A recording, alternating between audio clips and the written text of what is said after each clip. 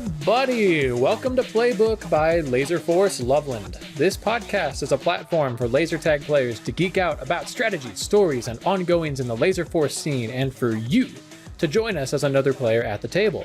My codename is Mischief. I'm a player from Loveland, Colorado, who loves to talk about tag, and tonight I'm joined by SgtTucker from Loveland, Colorado. Welcome on, World Champion Tucker. Hello. Woo! Yeah! Yeah, I know. In my brand new apartment too. Oh, nice. How's it going? So the sound might be a little different from last time. Do you have a nickname for your apartment? To unpack. Me and my roommate live in a place called the Hobbit Hole. No, I don't have one besides it being the nest, basically. It could be the nest. It's got to develop a personality, right? You got to have some stories. Yeah. Yeah, it's still kind of barren, but that's okay. I'm moving in, and so I understand it's going to be like that for a little. So this week, we are going to talk about the Loveland story. But wait, didn't you just listen to the Loveland story with me and the Fear Turkey? Well, let me tell you, folks, we're going to go back before the beginning. Before the beginning, when there was just a Tucker, and we're gonna talk about the Loveland story from there.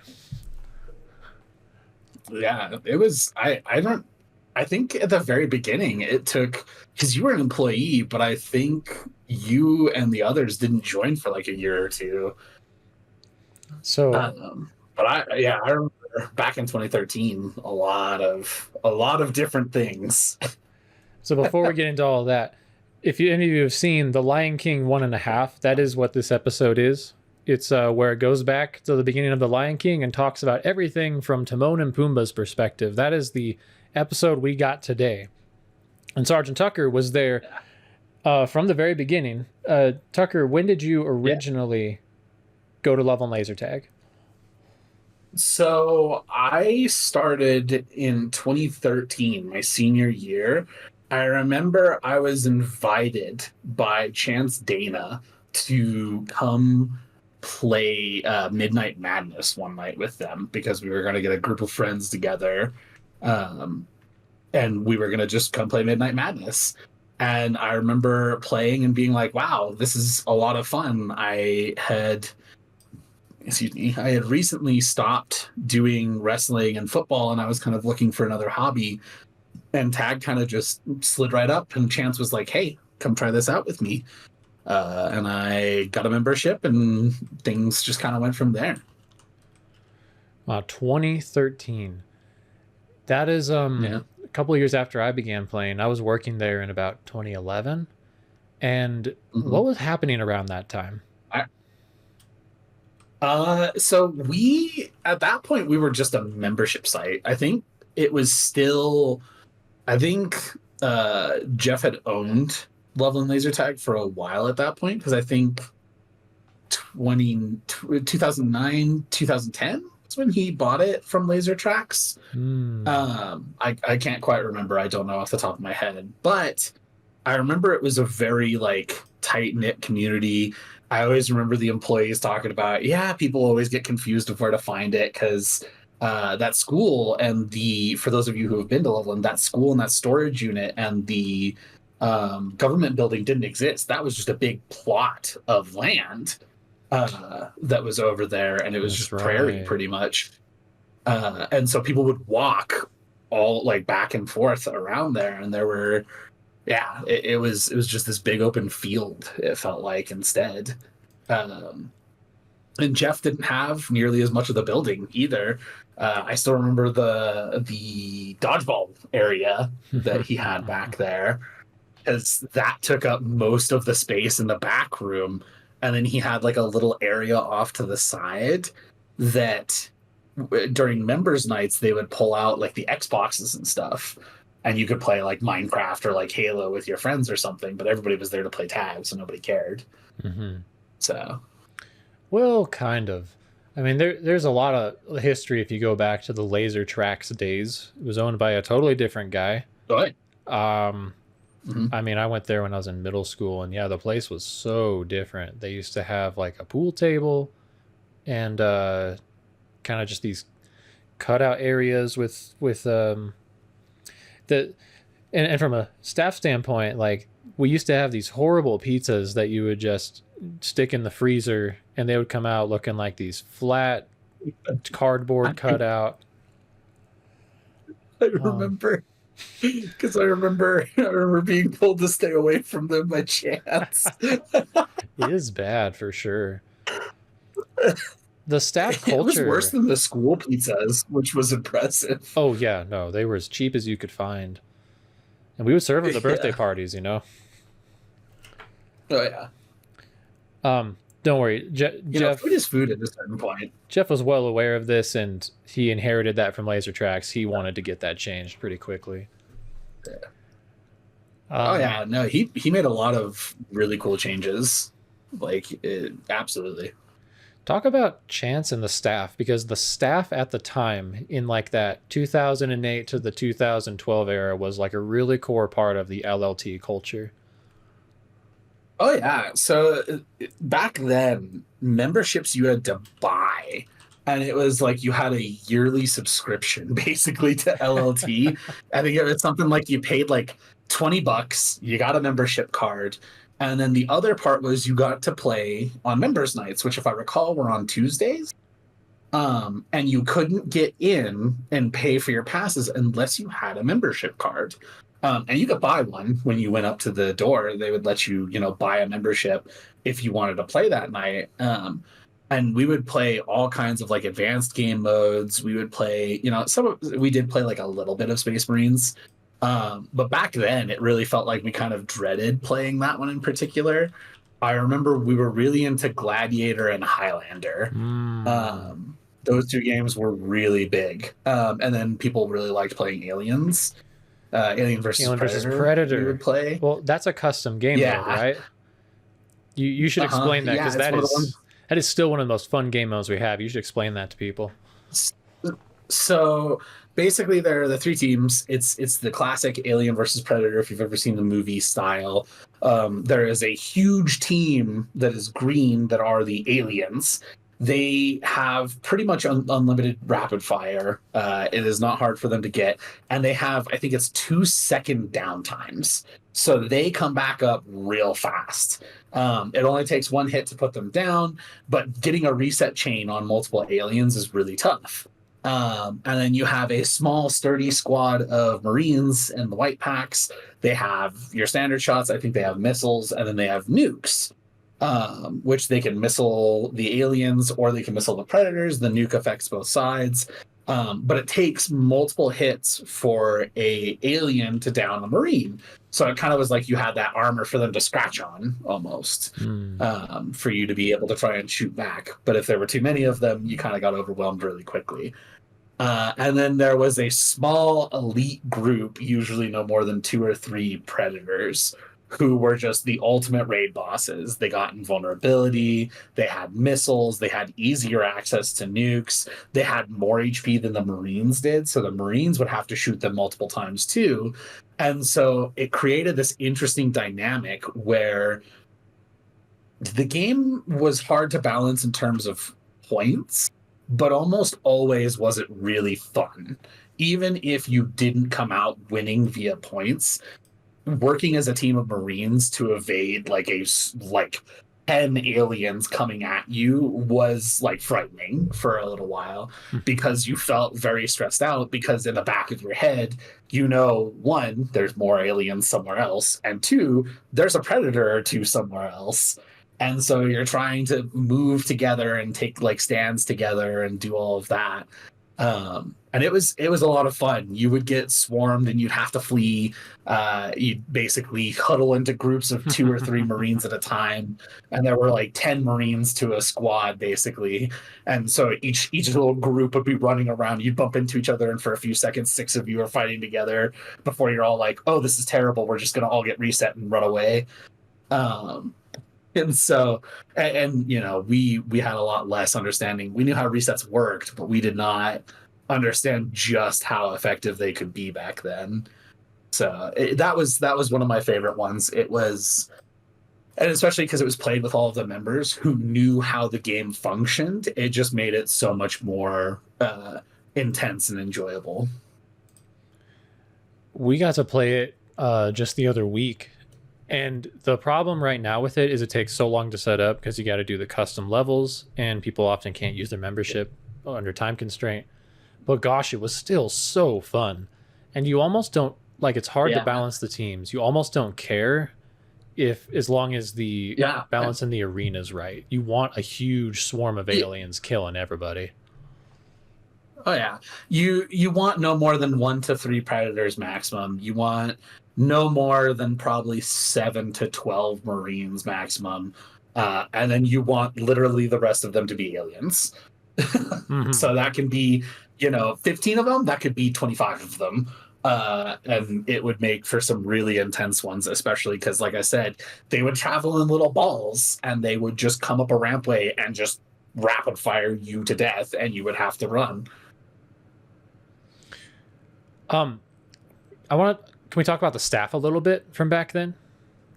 That 2008 to 2012? So hold on, I want to ask you something. So the two that really do... Go ahead. I want to name a staff, and I want you to tell me if you remember them and what you remember about them. Okay. All right. Do you remember Wendy?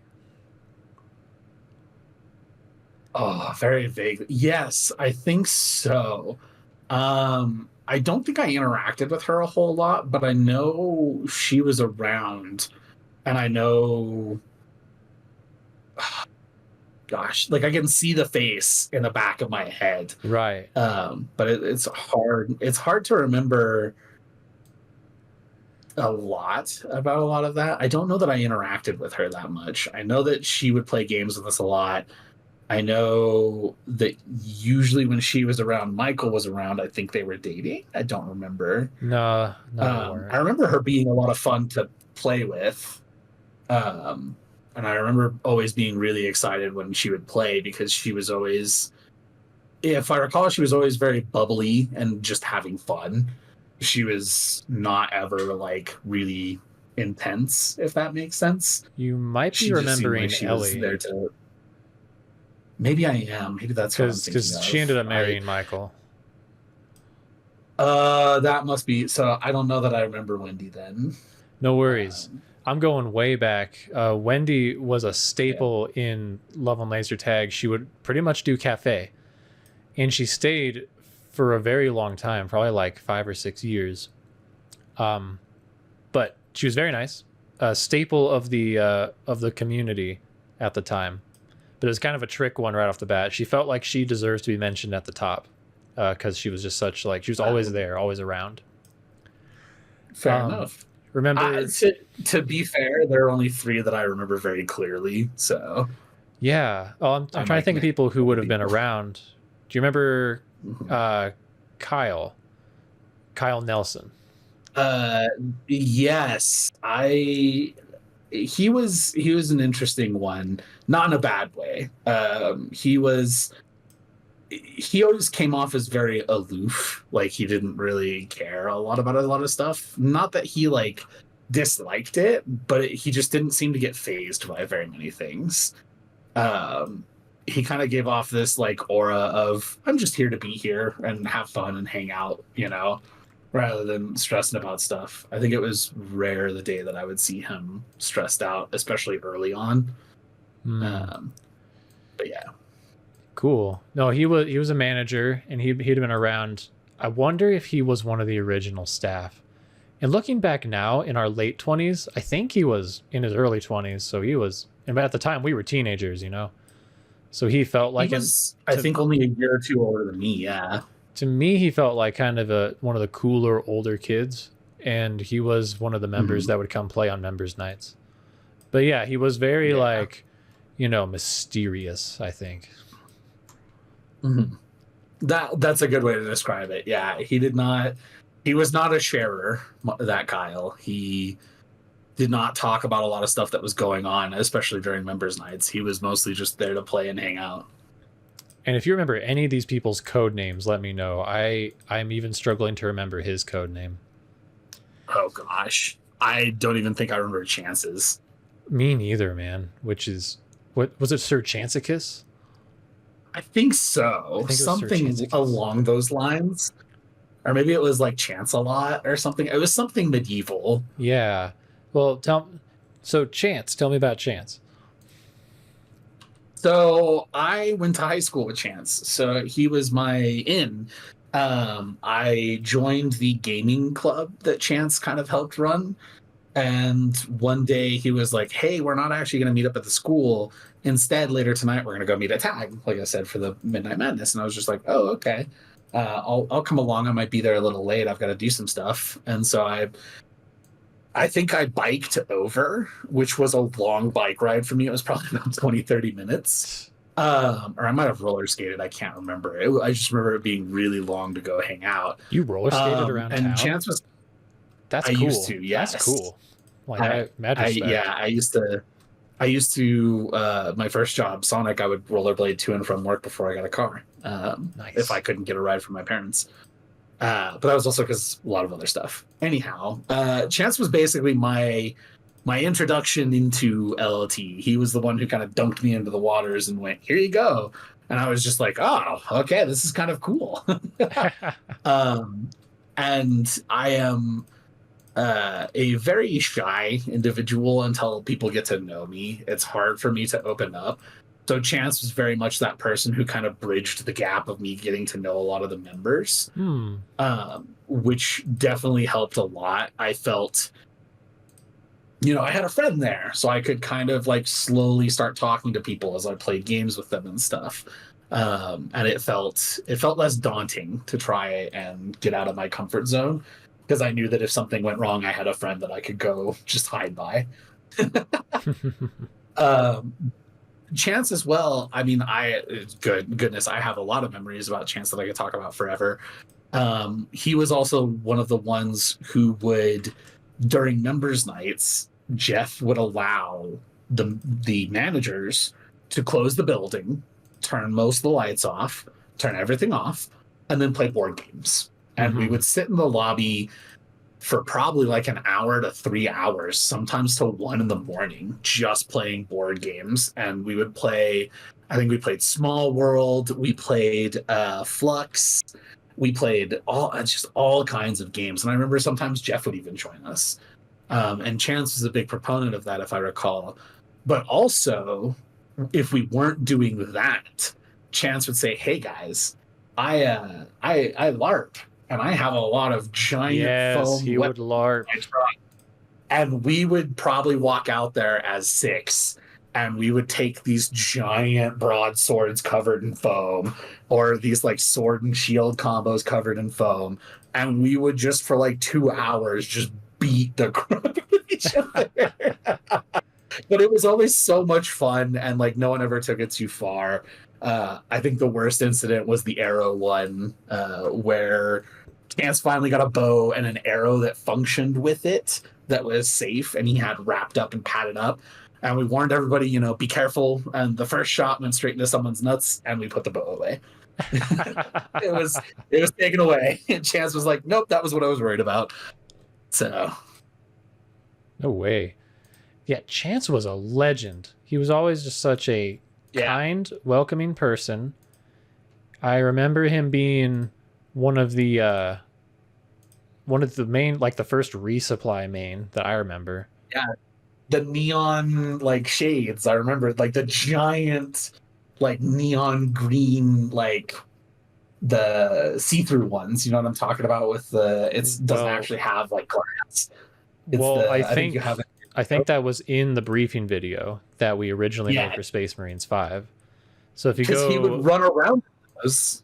Yeah, that was like one of his calling cards. But if you go look on our original YouTube channel of Loveland Laser Tag, like there is a 10-plus-year-old video, a Space Marines 5 briefing that I made, and Chance is the medic in that video. Because I remember you'd be looking at the ramps and you just see like the edge of those glasses, and you'd be like, "Oh gosh, there goes Chance." And he was just always having fun. He was not one of those people who stressed out very much. He was always down to clown. He was always having fun, joking around. he was always trying to make the atmosphere a lot lighter, and it was a lot of fun to be around Chance. One of the most legendary things he did, from my view, is that whenever he was managing and we were closing up for the night, he would start playing Weird Al Yankovic over the loudspeakers. And none of the other staff really appreciated it, except for me. I very much appreciated it. That sounds exactly like Chance. Yeah, for sure. Chance was a legend. And that's so cool. He's one of the guys that, even to this day, I kind of wish would come back. And I've never bothered him or anything. His legacy lives on in his younger brother, Dank Memer, Kyle. But you know, what Kyle a guy. Too. Chance contributed a lot, clearly. And he's a good example of like somebody who was a community builder. Because I don't know if you'd be here without him. I would not, honestly. If Chance had not asked me to come, I might have stumbled onto LLT later, but a lot of the things that have come from me being at LLT my life would be a lot different, honestly. Here's the chance. I don't think it would be for the better. Sir Chancicus. So. Yeah. And by the way, Kyle Nelson, who we talked about, he played the commander in that same video that I mentioned. So you can go check out some original Legacy staff members over there. Yeah. Oh yeah, no. There are some good ones. Okay, I got a few more. You mentioned that there were a couple that stand out for you. Who were the other ones that stand out for you? So Chance is one. Anthony is another, because Anthony was an employee for quite a while. Absolutely. And Anthony was another person to kind of drag me out of my shell, kind of kicking and screaming, and was a big reason for me starting to join the like nightly activity kind of stuff. That's Poopies, by the way. Because I remember, he's had many names over the years. But I remember a younger Anthony, you know, before he was married and had kids and, you know, became the Poopies we all know. He was still pretty much the same guy. He was the one I remember that vouched to Jeff that I would be cool if I hung out. And I remember one night I was going to go home and Jeff was like, do you want to come back and play some board games with us? And I was just like, oh, because I had never been invited. And it turned out that Anthony had vouched for me, and we sat down, and it was me, Jeff, Anthony, and I can't remember. I think it might have been you played Small World. Huh. And to this day, I remember we were playing, and I had never played Small World before, so I had kind of messed up how my territory was. And Jeff was next, and he knew that he could take a bunch of my land. But he saw that the next turn Anthony was going to take could completely ruin everything if he messed up. And so Jeff turned to Anthony and was like, look, we can make a deal here. If I mess up Joe, you can mess up the other person, and we'll split the territory 50-50 and fight like men. And Anthony went, sounds good to me. And so Jeff rolled in, took a bunch of my territory. Anthony began his turn and just completely took almost all of Jeff's stuff. And I remember the rest of the night, Jeff held a grudge. And anytime he could mess up Anthony in gameplay, he would go out of his way, even if it cost him the game, to stop Anthony. And it was a lot of fun. It is definitely one of my core memories of early Loveland laser tag. Dude, that's amazing. If I'm honest, I don't remember being there. I don't know if I was there, but that's really cool of Anthony. Might have been Chance. Yeah, him and Chance. And Anthony's still around. He just played in Nats this last year. Yes, and I mean, we still see it's a lot rarer now because Chance is working for Laserforce, but we still see Chance come by from time to time to talk about some stuff. It's a lot rarer. I think I haven't seen Chance in about a year at this point. Really? But sometimes he'll like swing by to talk to like Jeff or someone, I think, and I'll always be like, oh hey. Do you think he still likes laser tag? Does he play ever, or are those days behind him? I think those days are behind him. I think he's found a lot of other stuff. I think he still does a lot of LARPing. But it's been a while since I've caught up with him, so For sure. I'm not entirely sure. Uh, The other one that I remember, sorry, no, go ahead. So I don't remember. I think this was his name. He had, to describe him, he had the really long black hair, like how Josiah will let his grow out. And he is that taller guy. I think it's Andrew was his name. And he was, remember. I think he was a manager for a little while. But he was another person who would kind of play and hang out and talk. That was I'm looking up to the person because you're an older, cooler person. Because I swear his name was Andrew. Oh, did he have a beard? Yes. So he had the beard and he had like the long black hair, but it only went to like his shoulders, kind of thing. Oh my gosh. No, was it brown hair? Was his name David? Maybe. I don't. It could have been brown now that I think about it. This is the problem with memories, ladies and gentlemen, is you muddle through them and sometimes it changes.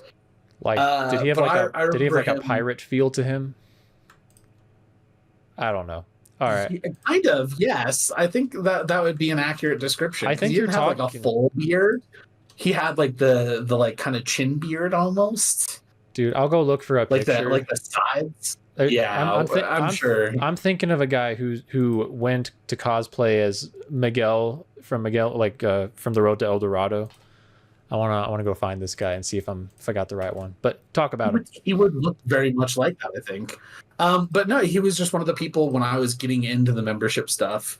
If Chance wasn't there and Anthony wasn't there, it was him. And I felt like it was always the three of them. I would just kind of gravitate to like sit by them. And he honestly helped me with a lot of I've always said this, that when you're a teen, you're kind of a bit of an idiot and you do some dumb things. And he helped me kind of like avoid, I feel like, some of those speed bumps. And some of the things like I would say that were some of the edgier jokes back then, he'd kind of like verbally smack me and be like, don't do that. And he'd explain why. And it was like, oh, okay, that makes a lot of sense. My bad, you know? Mm-hmm. And so he was very much a like kind of grounding, like, here's your entryway into adulthood, dude. And I was just like, oh, all right. Seems like he was kind of a mentor. It really did feel that way. He was one of the people who really did actually like take time to talk to me, and so it does kind of stand out. And he would not be afraid to speak his mind if he felt that I was saying something I shouldn't. And I respect a lot of that, because I know sometimes it's like, I'll just ignore that one, especially back then. But he was very quick to be like, nope, don't do that. And I was just like, oh, why not? And he would explain it very calmly to me, and I'd just be like, oh, my bad. All right. So I found the photo. I'm going to share it with you. I'm going to share my screen. By the way, you sent me down like the dreaded Facebook rabbit hole where I'm looking at all my like teen years. Your younger selves? I don't think that's him. It's not him on the right there? No. I know which one you're talking about. Yeah, no. That's not him. Okay. He was taller. I remember. Okay, I think I know who you're talking about. Yeah, he was a manager. I'm forgetting his name. Yeah, that's okay. I haven't seen him around in years. I have no idea what he's up to. I think he left LLT sometime around 2015, 2016, and I never heard from him again. So, yeah. Well, no, it would have been before 2015 because it was before Space Marine, so he would have left around 2014. Well, I remember him. He was a very chill manager, but yeah, I don't remember. I think a lot of the managers back then got the status of chill. Was most of them were pretty just like, I'm here to make sure the building doesn't get caught on fire. Sure, yeah. And if that's what happens, we're going to call it a win of a shift. Because I remember us being like, wow, it's really stressful today. And like, you look at it now, the business that they drum up, and I'm just like, that was nothing. Oh my gosh, you're right, dude. Yeah. Because you guys didn't even really have the party rooms. I think that was like storage space at the time. I didn't even know. Yeah, and you know, Maybe. long hair pirate manager, he even came a little later. I feel like he was in the 2014-ish era when the Sure. St. Georgians came out to teach us Space Marines, because I think he played on the team that I got to play with in that tournament as our heavy. I was on like Jeff's staff team for that thing. I think I remember him doing that, because I think he had Kyle, you, Chance, him, Anthony, and like one more. No, there was no. Was it Noah? Nope, it was a kid named Elliot. Elliot. I would have been, remember that name. He would have been like 13, red hair and glasses. That's right. Oh my gosh, because he could only sweep. I remember, because like I remember I would talk to him and I'd be like, "Hey, are you able to do this?" And he'd always be like, "I can only do like sweeping tasks. I can only clean." Yep. Yeah, he couldn't make food. He couldn't run tag. He couldn't run the register. He was, he could only work like 2 or 4 hours a day as well, if I recall. Yeah. Because I remember Jeff hired him as I don't know if it was a favor, but he was someone that Jeff was like, well, here's what we'll do. Yeah. No, Jeff just really liked him and wanted to give him a job. So he did. That's fair. He was a cool kid from what I remember. He was very, very energetic is what I recall, but he was always very, very fun to be around. Totally. Yeah. So, and I still got more, dude. I'm still stuck back in the 2010s era or the 2012 era. I was not around for that. I would have joined at best late 2012. I think it was because it was my senior year that I got involved. So late 2012, early 2013s. Do you remember the LAN parties that the staff and the members would sometimes do? I remember hearing about it. I think Chance said when I joined that they had stopped recently just because Jeff didn't want them to happen or something like that. Something had happened where Jeff was like, you guys can hang out but no more LAN parties kind of thing. But no, because I remember people would bring like something and you guys would go to the back room where the ball pit was and you would have that projector and you guys would play like LAN, like Halo and stuff like that, right? Or something like that. Those did happen. I vaguely recall because there was the whole Xbox Wii era where people would like there was a lock-in era. Do you remember the lock-in era? Like lock-ins used to be a frequent occurrence at LLT. Yeah, it was pretty much like every other Friday or Saturday, I think it was. There was like, hey, we're gonna hang out till 7 a.m. And then someone would go buy like orange juice and donuts and like the little ball dough things. Yeah, the donut holes. They'd be like, all right, yeah. They'd give everyone a little bit basically, and they'd give them all like a cup of orange juice and be like, all right, off you go, get out of here. Yep. Probably at least happened every 3 months or so for a minute there. Yeah. I will absolutely remind everyone, because it's been lost to time, I am a Super Smash Brothers champion at a 2012 lock-in.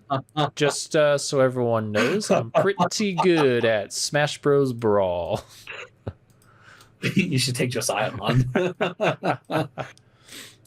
And see how it goes nowadays. And you know, in these lock-ins, and I'm tell me if you've been to any of these, there were Space Marine tournament lock-ins that happened before anyone ever came out to show us competitive Space Marines. Did you ever get to compete in one of those? I might have attended one of them. I don't think, because I remember I would play Resupply a lot, was what I got put on, was a lot of medic. But I mean, I remember there's a guy, I remember his code name, Ryujin, if you remember, with the beard. Yes, he was on our original Loveland A team. The first iteration of it, yeah. And so I remember playing, I think it was with him and Kyle Nelson on a team, and we played several. And I think it might have actually been with Troy as well, because we came up with a strategy that was we weren't going to go upstairs. We were going to completely surrender it, basically, send our commander up one with a scout, and then our scout up the other to try and harass the red side in particular. Dang. And we were just going to double the heavy and then send the heavy upstairs. Because at the time, our thought process was if our commander and two scouts are upstairs, and especially with how open the outer edges were, if a commander and scout are upstairs and our heavy is getting doubles, there's an odds that the other heavy, especially with the way that red side plays, isn't getting a lot of doubles. So then if a green heavy walks upstairs with full lives and full ammo, and your red heavy does not have the ability to fight them, you can get into hot water really fast, was the theory. Because I think we continued doing that until the Utah players came out and kind of violently dissuaded us of that notion by showing us why it didn't work. Mm-hmm. Yeah, they dissuaded us. Because they would just pummel the three people we would send upstairs. Yeah, they would pummel the three people we would have upstairs. Our heavy wouldn't be ready to go and would have to stay back and defend. And then suddenly everyone's back, and it was just, yeah, it was a bad time. Well, hold on. We're jumping ahead because then there were only 2 floors. The St. George people didn't come out until there were 3 floors. I thought they came out initially when there was 2 floors because I thought the 3 floors was 2016. No, 3 floors was there during Nats 2015. No. Okay. Because I remember they came out before Nats to introduce us to the game. Yep, 2014. And we had a lock-in. Mm-hmm. Yeah. And I wonder if that one, like, we knew we were going to be getting a 3rd floor already, but we didn't have it. Maybe we did. We did have it for sure. Okay. Because that was back when there were, like you said, no 3rd floor. A lot of the upstairs was very similar to how it is now, but it played very differently because some of the ramps that, especially on green, that would cover you going up were flat, right? And so it was a lot more brawl style. You would plant your resupplies. You would even leave the medic sometimes downstairs, and you would plant your ammo on what is pencil, and then you would have your scouts and commander and heavy just fight for their lives on second, basically. Mm-hmm. But it would turn into such a cluster sometimes that you would actually, what became very common, if I recall, was something that stuck around for a while, which was the commander rush. And so you had to take your resupplies further upstairs or hide them initially because commanders would rush the other rampway so there weren't as many resets, especially with the heavy and commander side by side. Because if you imagine now, you know, you don't have that option where some of you go on to second and some of you go up to third. If everyone funnels into the closet or everyone funnels into Baja and Big Box. So there's not a lot of space from one another, and resets were abundant. And especially because then you could be seen from all 4 corners because you could be seen very easily because there's no upstairs to hide and there's no walls there. Do you remember why the commander rush was so much more successful back then? It was also, I think, we allowed blind fires. I don't think we were allowing chasing. Okay, yes, but it we allowed made it blind such fires. an aggressive play. That was one of them. We didn't have the rule set, so we were blind firing. But there was something that got introduced. We didn't have the generator yet. That neither, but something was introduced in 2015 that changed everything about our openings. And it was that we used to do we did base starts. That's right. We didn't start halfway to the ramp. We started at the bases. That's right. So it was easy to access. That's right, because then sometimes you would literally just take each other's ramps. Blue would take red and red would take green, because it was just faster to get that way. Because there weren't as many like zigzags along the back wall and there was no rock in the front wall, so you could get there quick. Mm-hmm. But then also commanders would reach it if they didn't get doubled. Commanders would reach the rampway by the time everyone was coming into danger zone trying to get around that ramp. And so I remember, I think that was back when young Eric was playing with us, and he came up with a strategy that was double me, and he sprinted up the rampway so he couldn't be followed because he was down. Yeah. And so he sprinted to the other side so that way the enemy team couldn't access their own ramps. And so teams started gambling whether or not he would do that. And yeah, I remember that. Oh gosh, yeah, I totally forgot about that because we didn't always start in that green box and red start because the green box was different too. Yeah.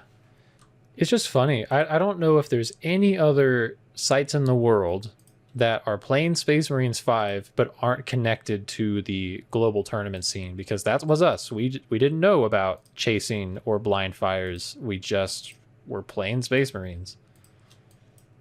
Yeah, because I think we implemented chases just because it was a standard rule, and we were like, don't chase each other, and we didn't have like 10 feet.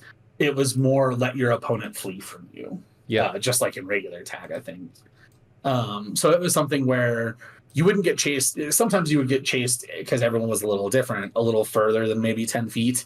But very usually, if you were fleeing, people would let you go, kind of thing. mm-hmm. But yeah, I remember a lot of that. I remember a lot of. I have very specific memories of ammos just sitting on the walls, just trading pop shots from side to side to try and down people because they didn't want to trade their lives away. That's funny. They would, yeah, I remember that because there would be people who would just barely be seeing over the wall and they'd just raise their gun real fast to try and hit someone. But I think that was also on Gen 6, which was a little harder, especially to hit the guns. And so we would abuse that a lot. Yeah, we were playing with Gen 6 at the beginning too. That was weird. But at the time, it was state of the art. I still think Gen 6 plays better than any other non-force system I've currently played. Sure. As far as actually working, I guess I'm a little when biased. you tag people. Yeah. No, I don't care. I don't care if this is a Laserforce only podcast. Like, I have not found another system where when you shoot someone directly in the chest from about 25 feet away, that it actually works 100% of the time. That feels pretty. I think, to be fair, Gen basic. 6 was not always that accurate. I think it was. I feel like we have a lot of rose-tinted glasses going back to it because I remember, and I'll bring this up, going to a Utah event where they still had some of the, I think it was even Gen 7s, because they didn't completely have Gen 8s. And the accuracy on some of those was funky. You'd hit your target probably 90% of the time. And I definitely agree that it's better than most other places because I remember, I think it was Qzar with like the big cannons. I don't know if you ever got to play that with us, where everyone would hold the phaser with one hand and you'd be pulling the trigger. I think that was Quest. And everyone knew Quest, and everyone knew there was one target that was going to be more reactive than the other. Mm-hmm. There was no resets. There was no, so you could follow a player forever and just keep them down the entire game. And so a lot of it was you would pair off with friends and try and just down a person.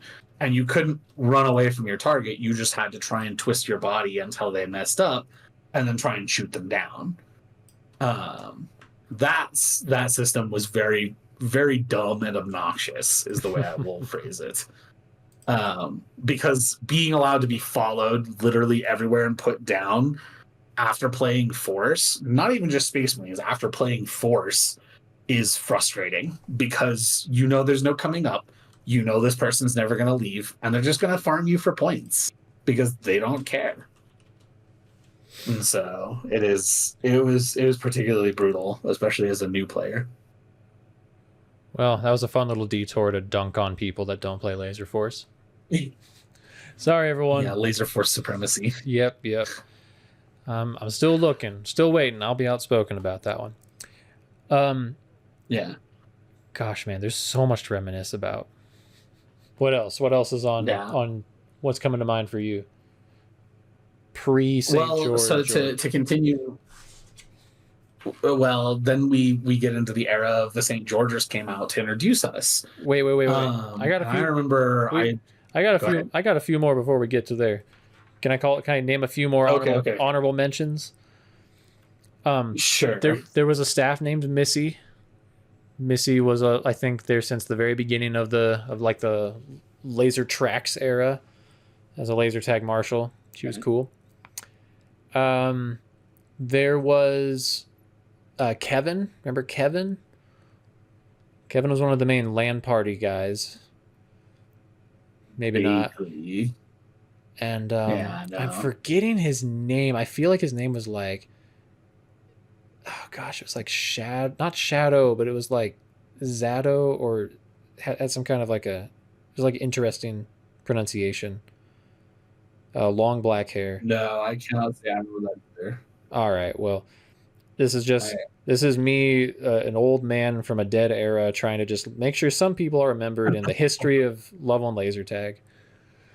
Those original days, if I may say, just from being a freshman in high school working there in like 2011, like the staff were some of the most, they were the biggest fans of the Laserforce games. They would play lots of games off the clock.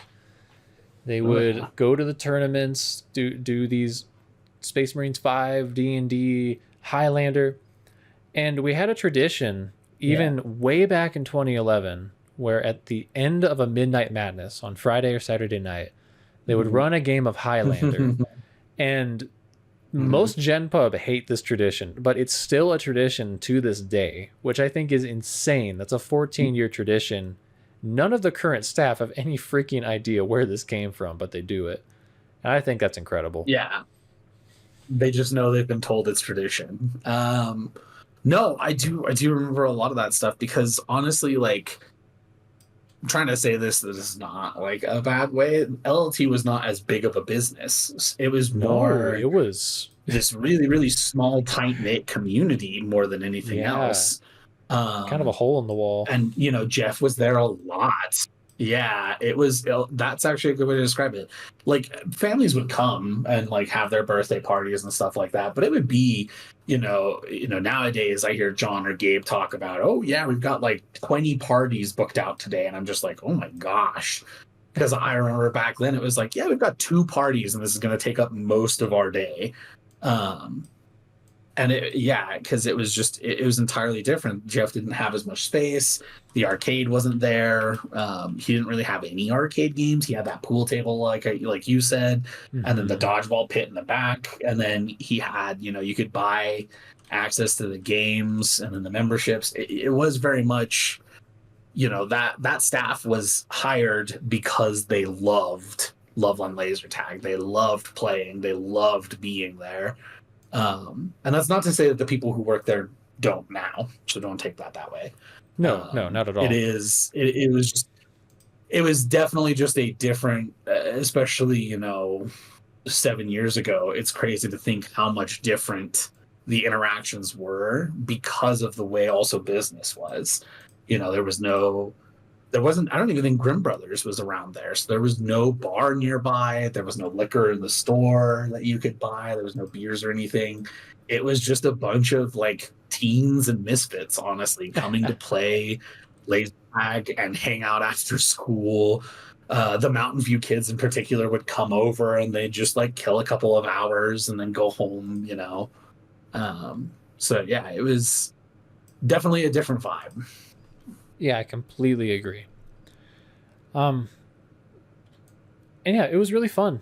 It was just like, especially being younger, you and I, like there were a lot of these closer to high school, college age kids, and it was fun to play these game modes. But we weren't just Space Marines at the time.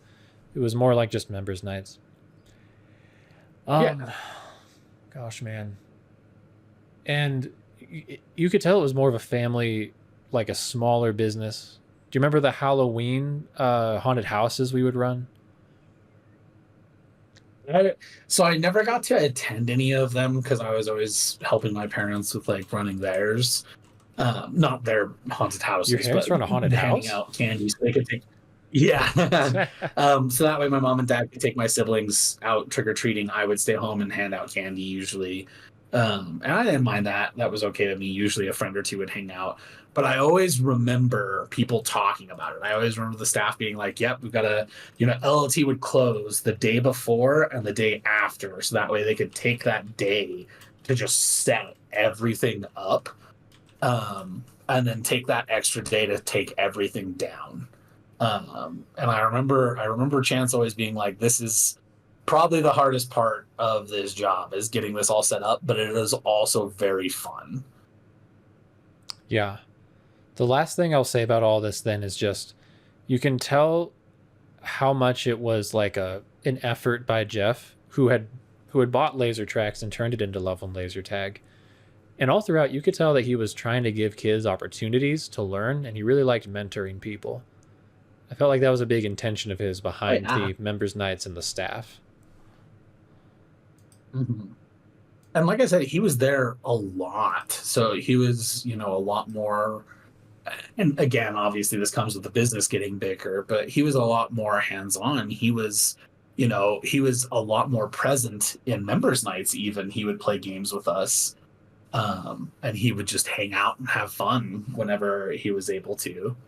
Because this was before, not just the business getting bigger, but this is before his kids born, and this is a lot of the beginning, Yeah. Okay, so there was the beginning, and then some strangers arrived on our shores from the great land of Utah, St. George, Utah. Yeah. So if I recall, the way this had happened is Jeff was originally a Space Marines player from Sugar Land, Texas. That's right. And so he never completely lost touch with the scene. Yeah. So he never completely lost touch with the scene. And so once he owned his own and he felt comfortable doing it, he put in a bid, if I recall, to host Space Marines and host a tournament. And then, of course, the natural response was, well, does anyone know how to play? And Jeff goes, well, we know how to play by our rules, but I don't think they know how to play by the international rules. And I think Jeff was the reason we had even a baseline set of rules in Space Marines, not just the no following, but we kind of knew there were some things that were a little more taboo. And so we just didn't do them. I think we did use windows, but not as much because there weren't as many. If I recall. Mm-hmm. And so then we had a bunch of characters from Utah come out of variety of shapes and sizes. Key among them was like I said, Eves was obviously there, but aside from Eves, the one I remember the most was Tiny. And this was one of those ones where it's very much like in Avatar. It was the guy who is not tiny is tiny. He was bigger than Anthony, if I recall. He was taller. He was a little more bulky. And I remember all of us getting like a really big chuckle out of it because we, high school teenagers thought that was hilarious. Mm-hmm. And they came in. Jeff closed at his normal time at 9. They had been there playing, games with us. And they basically went from this point on, we're going to play Space Marines. And from probably 9 till about 3 in the morning, I think it was, we deviated from Space Marines once. And that was to play the 1 hour D&D. D&D, dude. That we played. I got wrecked. And I remember, I walked out of the arena with a pack on and someone got really mad at me, but I needed some water because we had been playing for like 20 minutes, I think, and my asthma was flaring up from the smoke, from the haze. And so I went out and they were like, you can't quit. And I was just like, I need water. I'm going back in. I'm a warrior. So what I remember from that St. George event coming out, like, yeah, Thunder led his band of merry men. I think Off the Wall might have been there. It's possible Ace Knight was there. I don't think so, because I think our first introduction to Ace was Nats. Okay. Well, anyway, I remember that LOT created 5 Space Marine teams. That's 30 players to come and compete. Against one Utah team. Against one Utah team and each other. We played each other. I mainly remember, here's what I recall for a couple of the teams. And I know you had a team, and I kind of forget who was on it, except for, I want to say Troy was with you. Tell me about your team first. Was with me. Who was on your team? So I think it was Troy. I think we had Polydor. Yes, Polydor. Yeah, with the big fedora. Edward, yes. I don't think I was able to get Cole, Josh, or Josh and Caleb, because I think the three of them and Caleb made a team, and I think Anthony was with them, if I recall. Anthony, then I remember Noah Jeff Cross. had a staff team, I think. Yeah. So so there was a team with King Tong, Bayani, and No Cole, No Josh, and Cole. And Anthony and Noah Cross were on that team. And I don't know who the final one was. I want to say it was actually Chance was on that team. I think it was Ryujin. Ryujin, think? Okay. I don't. Maybe. I don't quite remember. But I remember. So this is actually a bit of a lore drop. Oh, I remember Troy and I, because we weren't even supposed to participate initially. There was only going to be 4 teams, and we muddled together. I think I had Marcus and Redneck Tech, actually, now that I think about it. No, Redneck Tech hadn't come out. I'm thinking about Nats. Yeah. Because we muddled together that last team. So it was me, Troy, and we picked up, I think that was Ben. I think that was Ben's first introduction to all of us as well. Because I think Ben and Troy had been coming for a while, and they were just like, why don't we come play? And so I think it was me, Ben, Troy, Polydor. I don't remember, honestly, and I feel really bad.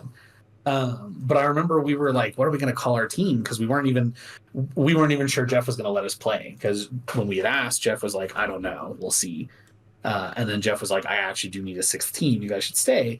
And so I remember Troy and I were sitting there for about 5 minutes talking to each other, and he goes, well, what about Korean barbecue? And I just laughed, and I went, why? And he was like, because you're eating Korean barbecue chips. And I was having and so that was what we called our team, if I remember. And so that was why years later I created Korean barbecue 2. Oh my gosh, that's hilarious. A throwback to that. Yeah. I didn't know that was the reference. Yes, that was Troy and I's first team together.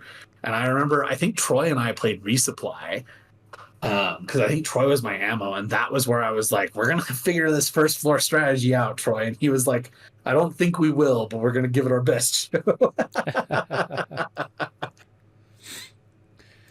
Okay, that makes a lot of sense. Yeah, and if I'm honest, I don't remember your team doing super well in the round robin. No, we lost every single game. we did not win a single one, and I do not mind that. That was my introduction to it. I did not take it very personally that I was having a hard time. I was there to have fun.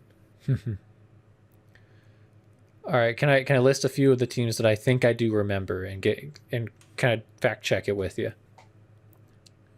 Sure. So yeah, I was on Jeff's chosen team.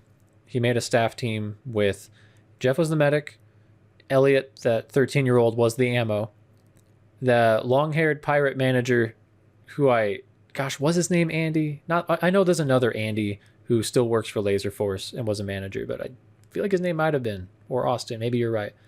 I don't know. He was cool though. He was our heavy, and then it was kind of,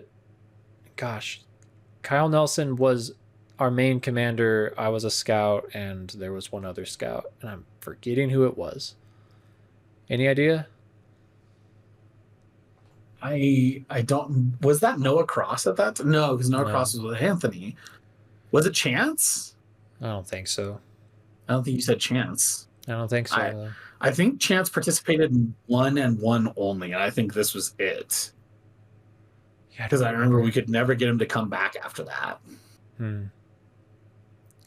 which is disappointing. Come back, Chance. It's really Right, cool. yeah. We've gotten cooler. Again, yes. I swear it's better. Yeah,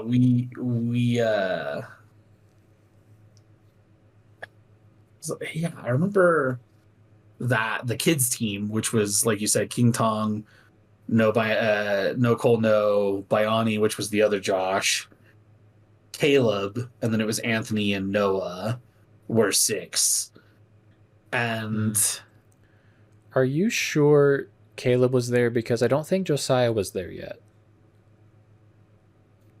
maybe I'm thinking of somebody I else. actually want to say there was another kid. I think there were 4 kids. Do you remember the tall guy, Shane?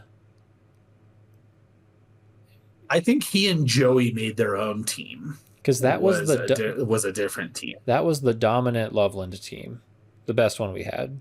Yeah, because I remember the kids and Anthony and Noah ran it. Maybe they had Ryujin. Maybe that's who it was. Maybe because I think Shay and Joey built their own team. Oh, remember Austin? Remember the Laserforce tech Austin, who was also a manager? That might have been. He was on that team. Yeah, forgot about Austin, dude. Yeah. Oh my goodness. I don't remember who. Vanessa wasn't in a play at that point yet, and I don't think she was playing. Maybe she was playing. Maybe it is Vanessa back. No, Vanessa was not a staff. Because Vanessa didn't join us until she became an employee. She had to play in Nats to be a staff member. Yeah. I don't honestly remember most of the other teams. I feel like it was composed of, I think Chance and Marcus made a team, and then I think Shay and Joey made a team, and I think those were our other 2 that were missing. There's one other I remember. If you remember Sheriff Woody or Michael, the manager, he made a team that also He made a team that also had, oh goodness, what are the names? Alyssa or Allison was one, and her friend Hope. Okay. Allison and Hope were on that team. Okay. They were staff members. Hope is the ammo in the original Space Marines 5. Yeah. And maybe that's it. Maybe that's the Chance Marcus. Also shout out Noah Cross. That's where Chance Marcus is. Also shout out Noah Cross as the scout from the original Space Marines video, and Anthony as the original heavy from that Space Marines video. Oh yeah, I remember that one. Yes. Okay. Cool. Anyway, yeah. Wow. Lots of players who are no longer here.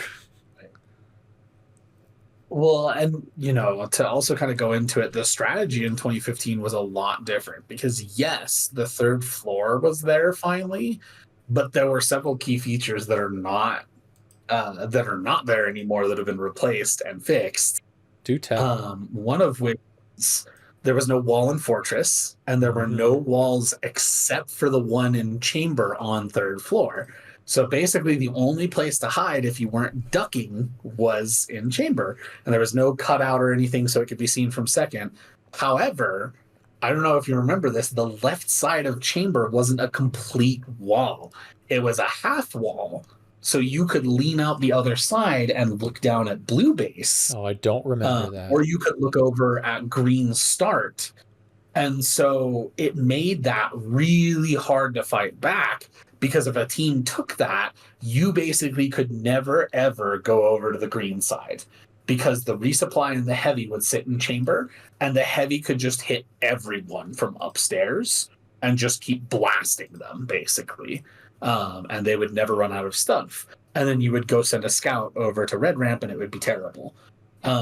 So to combat this, Jeff came up with the idea of, I need a way to make it so that Chamber is not just the most ridiculous thing ever.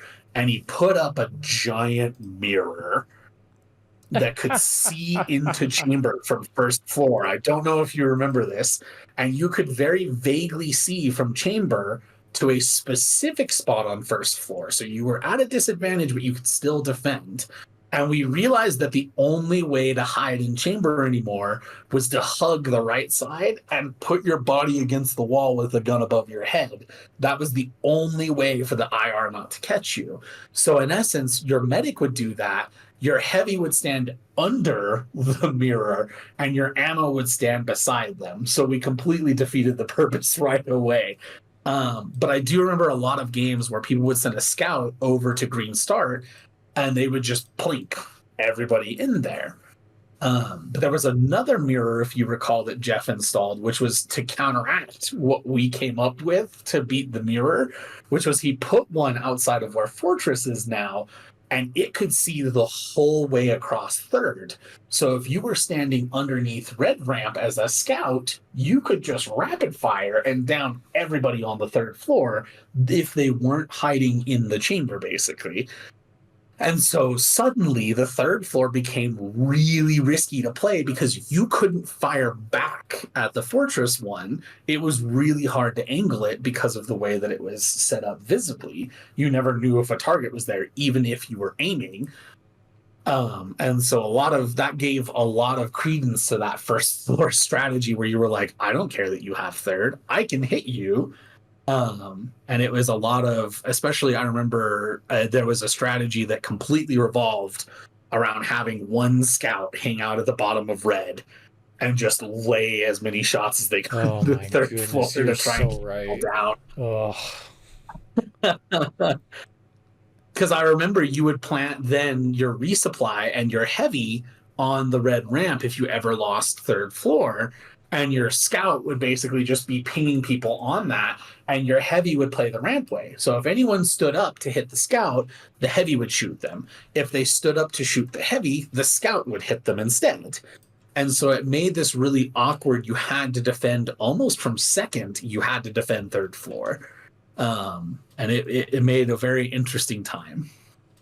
Yes, an interesting time for sure. Man, dude. If we could go back and time travel for just like 5 minutes, you know how many moments of "oh yeah" we would have right now? Right. Right. No, there's a lot. I vividly remember that chamber wall being like that because I remember we could look over to see blue base. And I remember as a resupply being like, this is silly. Yeah, I'll say that would be silly. But I remember everybody always having a blast with it. Yeah. I don't recall that half wall, but I believe you. Really, really good. Yeah, because it wasn't even a half wall. It was basically, instead of going the whole way to the wall, it stopped halfway. And so you had probably about 4 feet that was just open. So that was the other risk, was you couldn't get doubles while standing completely upright, because even before the mirrors were there, they could hit you in the shoulder really easy. And so that was a problem. Yeah, definitely. I believe you probably played more resupply than me back then. I was kind of a whiny teen about it. I didn't like it. I did not get a lot of choice, as memory serves. I remember the only time I wouldn't play resupply is if I was with Chance. Do you remember... Pretty much anybody else who picked me up, if I remember, they made me play medic in particular. Do you think that affected kind of how you ended up maining throughout the rest of your Space Marines career? I think it just stuck as new members came in. They were always like, "Oh, Joe's the resupply," and I was just like, "Yeah, okay." Do you is that really where where your heart is, or would you rather play something else? I do genuinely enjoy resupply. That will probably always be my home at this point. And it does come from basically doing nothing else for like 8 years straight. But I do enjoy branching out, especially in other arenas, to kind of test what I'm capable of. I think the reason I'm so comfortable on resupply at home is it's like that warm, cozy blanket that I know how it works and I don't have to worry about it. And then you ask me to play 3 hits and I have to take the blanket off and I'm like, I don't like this.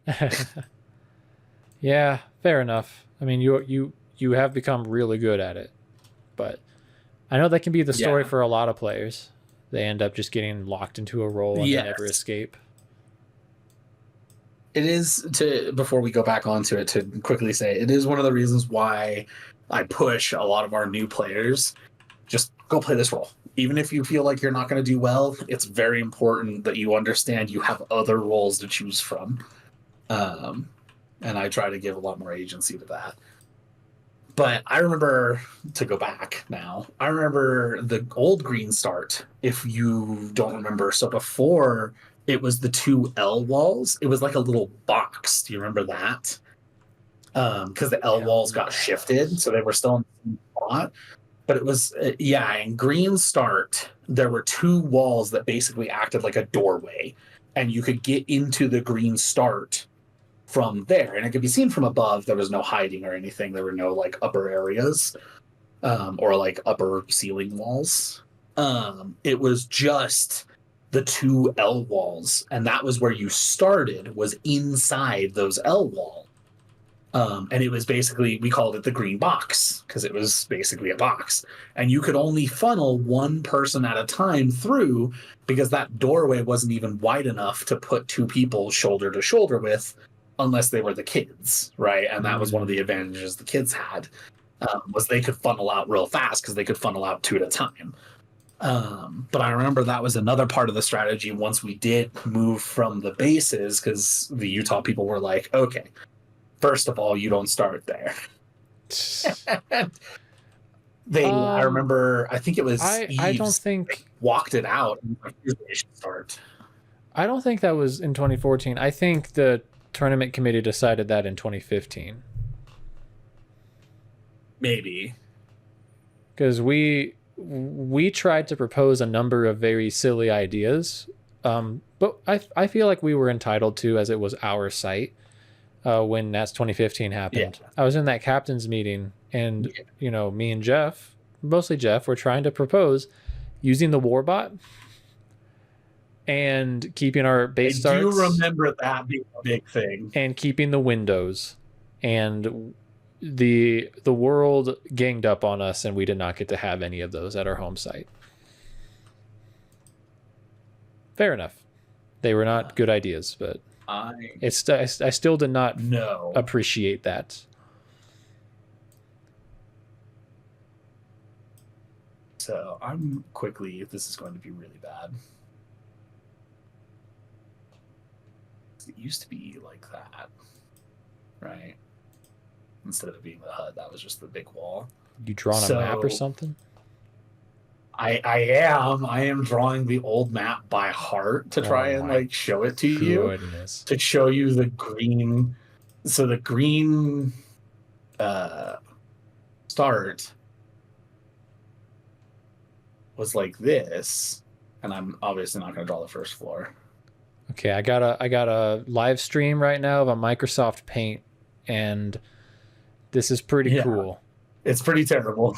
Well, I got to describe what I'm seeing. And so this yes, I remember. This is first floor, right? And so this is like the edge of the building right here, right? Yeah. And this is where Nest is now. Mm-hmm.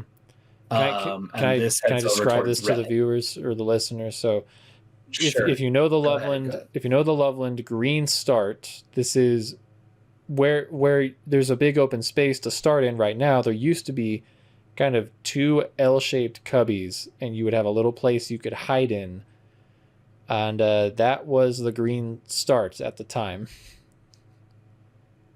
And so you would start in here, and so usually you would put your medic over here and your ammo over here in a corner, and then your heavy would line up here. Yeah, your heavy would line up, and then your commander would line up, and then your scout, and you would just hit everyone as they ran out, basically. Yeah. And that was the goal, was you doubled one after the other as they ran by. So strange, man. It feels like the Twilight Zone. Yeah. Yeah, because now it looks a lot more, if I do this, no, don't save. Because now, if this is the edge, wow, that was terrible. If this is the edge, the walls are here and here now. Mm-hmm. right? And you have this little crossway through. So basically, this one had been flipped, was what the thing was. They're still basically in the same spot, but now instead of it being a box, and green now starts further over here instead, because we realized that was one of the disadvantages that was placed upon green, was you wouldn't get to third first. You would never, unless you were really fast and the other person was really slow, you would never make it to third floor first. Mm-hmm. And that was intentional because you had more to hide behind on green than you did on red. With red, there were almost no walls. You were using the ramps as walls basically the whole time. And you were making a desperate play to keep control of Big Box and to shove green downstairs before they could set up.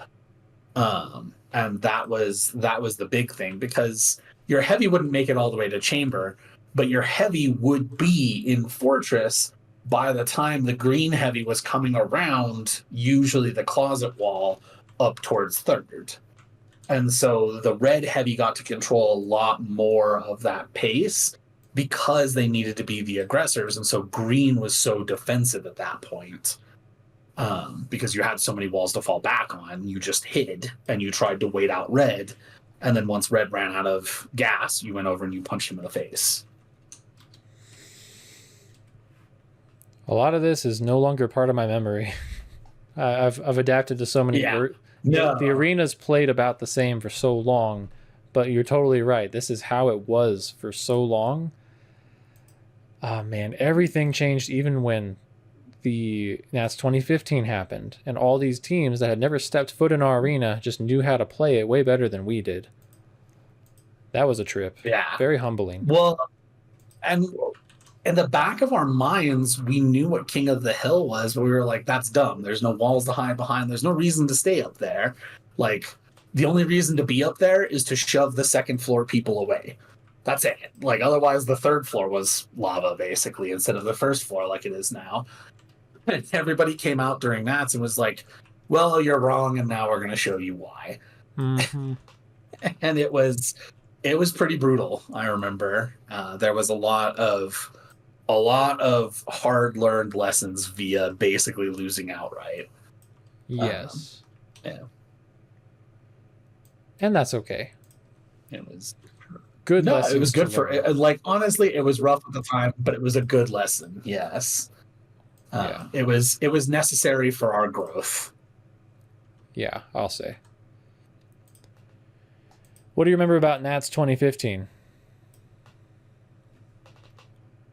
I remember it was strange. So we put up two teams where I think at that time this is now Josiah's working, and we were trying to get Josiah to play for what we considered the A team at that point. But he couldn't for a couple of reasons. And so it was you sporting your oldest code name that I've ever seen, which is Maroon. And then we had Josh Bayani, Josh King Tongue. And then I think the Undertaker was Cole at that point. And it was me and Troy at that moment. Yeah. And I remember playing a lot of Medic, and I remember dying a lot. Yeah. I do not remember us having very good game plans, and it was me and Troy resupply the whole way through, which I think accounted for a lot of us kind of learning some synergies together. I remember we couldn't figure out who we really wanted to play heavy. I think we had the little Josh playing it because we had the idea that since he was so small, he would be able to fight so much harder at it. But I don't think we ever really agreed on who was going to be the heavy. It was, from what I remember, it was pretty much, okay, I'm going to be commander coming from you. And then me and Troy being like, we're going to be resupplies. So now we've got to find our scouts and our 3-hit, our other heavy. And that was back in the era of us believing that we need to keep rotating our positions instead of just like standing our feet and being like, nope, we're going to keep muddling through this. because that's the only way it's going to get better. I remember, yeah, Biani was kind of like one of the best heavies we had. It was a 13-year-old child. And to be fair, we just had a 14-year-old child kick a lot of butt in Nats this last year, so that it's not a outrageous idea. And then me, King Tong, and Cole were pretty much fighting over Commander the whole time. I just wanted to play Commander. Yes. I wasn't being very team-minded. Yeah, and then I remember Zoe. The reason we didn't pick up Zoe was because we were planning for her to be the other resupply player, because at the time, pretty much the resupplies undisputedly were Zoe, me, Eric, and Troy.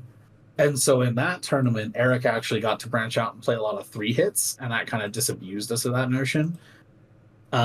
The thing I remember the most is the spotlight just being on Caleb, because Caleb 5-stacked somebody, not 5-chained, but got 5 nukes off, and people were just losing their minds over it.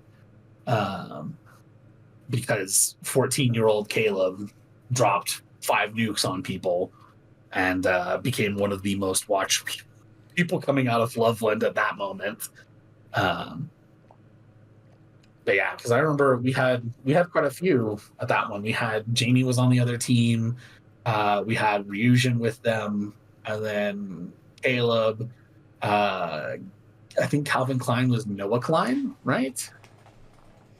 Yeah, Noah Klein, co-owner of Time Emporium Escape Rooms. Noah actually was like, yes, and so Noah actually was like, I'll play ammo instead, and so that was where Eric got a lot of, I'm going to play heavy, and got to start branching out into that one. So good memory. Yeah, that was I remember it being a lot of fun. Yeah, I'm glad you had fun. It was, for me, a pretty degrading, humiliating experience, but I had a lot of pride. We thought we knew how to play Space Marines, and we did not. I also remember wanting to get... It was one of those things where... Go ahead. I remember wanting to get interviews with everybody. I actually made a deal with Jeff that I was going to get interviews with everybody, but the Space Marines in general did not... I was so unknown, and I'm going to be honest, they didn't respect me enough to actually allow me to interview most of them. Like, the only people who were cool enough to let me interview them were the San Marcos people. That was kind of annoying.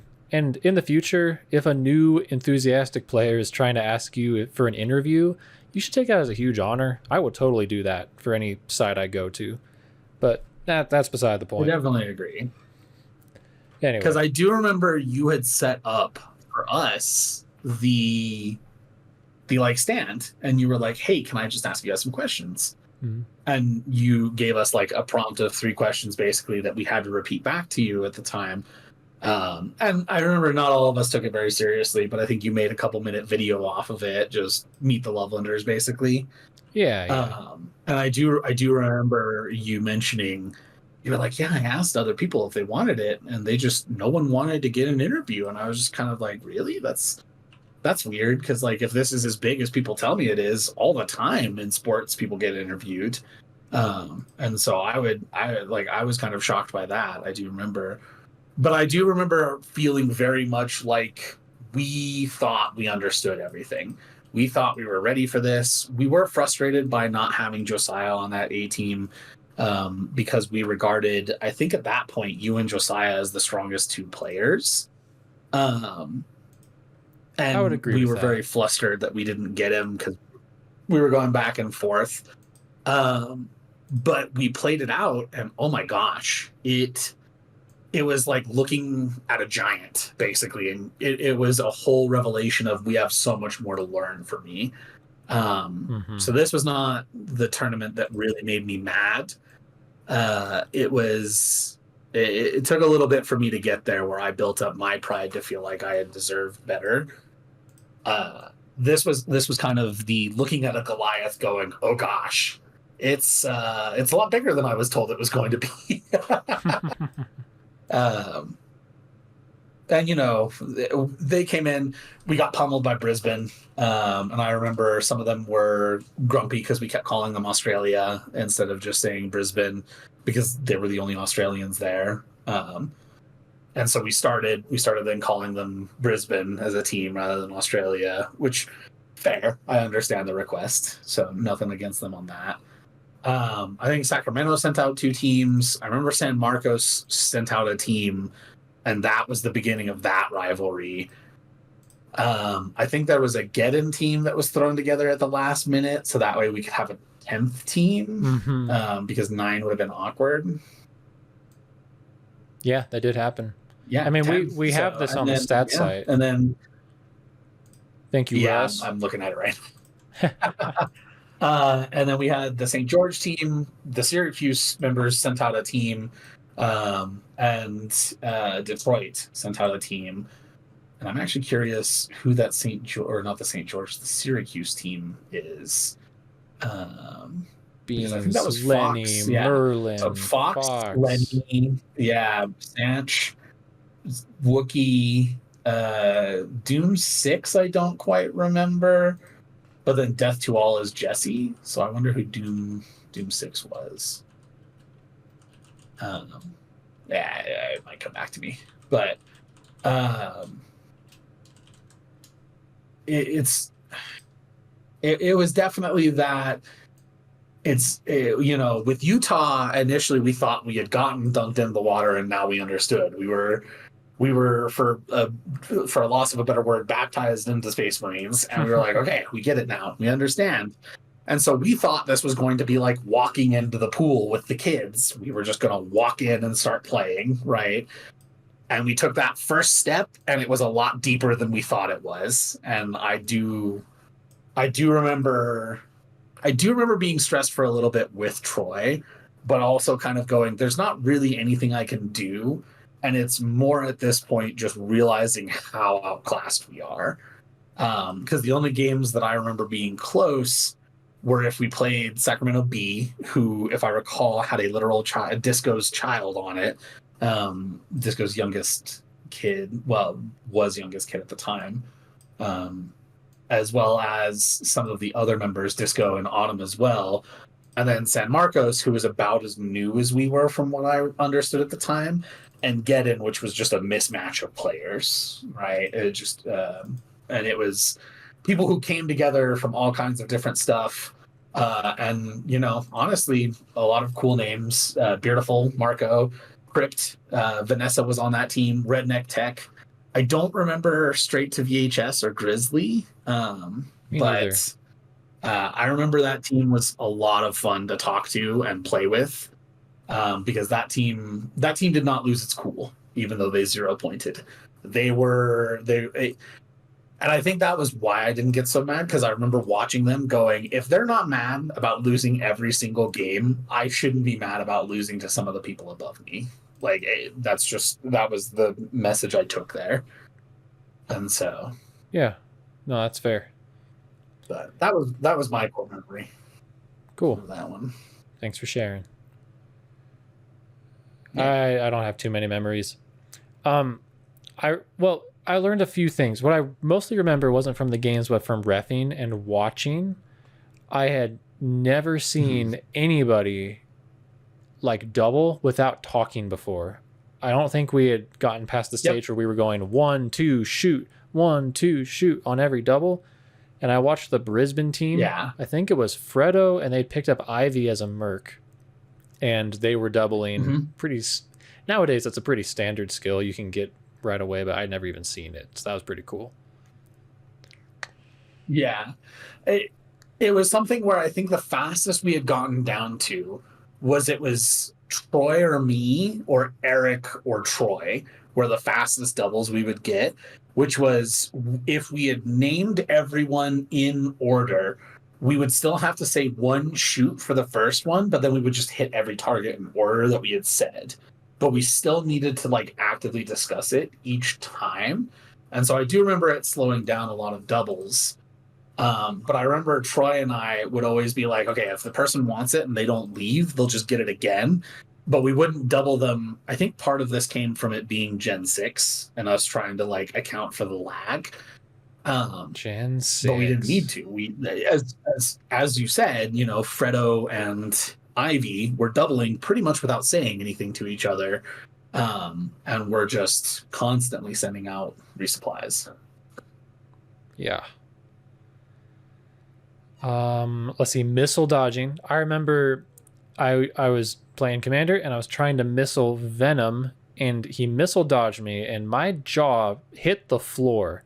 I thought he was cheating. Yeah. I was flabbergasted. No one had ever had the gall to do that to me. And apparently, like, just imagine never having heard of this before and then it happens to you middle of the game. Yeah, I was like 5 years deep into my laser tag career. No, I freaked out. And it wasn't. Yeah, it wasn't even that big of a thing. It was just a select number of people did it. And I remember a lot of us being like, what is this? Like, what are we looking at? Because of it. And it was something that we quickly, like, as a site, grabbed hold of, and we were like, this is something we need to learn. And I remember every Nats after that, every practice leading up to Nats was, can you missile dodge? even for the most recent one, we did it. It was still something of trying to teach people how to dodge each other's missiles, because it has become, we realized that it was that important of a skill to pick up, because we were like, wow, you can not only deny losing 2 lives, you can waste their time and frustrate them. I think the early iterations of us trying to missile dodge also included us shooting between the legs, and we got chastised for that because that was not legal, as you can guess. But it was something we tried to learn and make a core skill for any of the travelers. Because I do remember you and Josiah talking about it. And then we had to have a talk about, because we couldn't wing our arms. And I remember DK and Thunder having a conversation with us about it, where they were like, hey, you can dodge, you just can't wing your arm to try and block a sensor. And so we had to start learning how to keep our arms tucked in.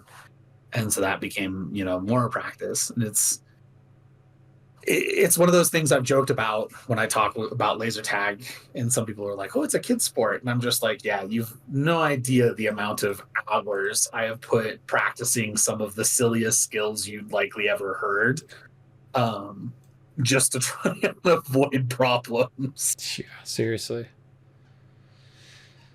My goodness. That's okay. There are a few others. I think the general idea of taking back top was a big memory from Nats 2015. What I was very fascinated by the different strategies that each team came up with, and they all felt distinct because there wasn't an established meta. Like, that was really cool. And the one that stood out most to me was Sacramento's strategy. They would always begin on the bottom floor, and they might send, I think they would send their offense up, but they would fill DK on the bottom, who was their heavy. And then they would try to like flip-flop them and send both 3 hits up to take them all out. I was in there for the game where they took a game off of Brisbane, where they were very proud of that one. That was cool. So the whole idea of keeping someone on first was introduced to me then. Yeah. I remember that Brisbane game, actually, because I think we were reffing it. We were reffing. Luke, if I was like in there, you were in there.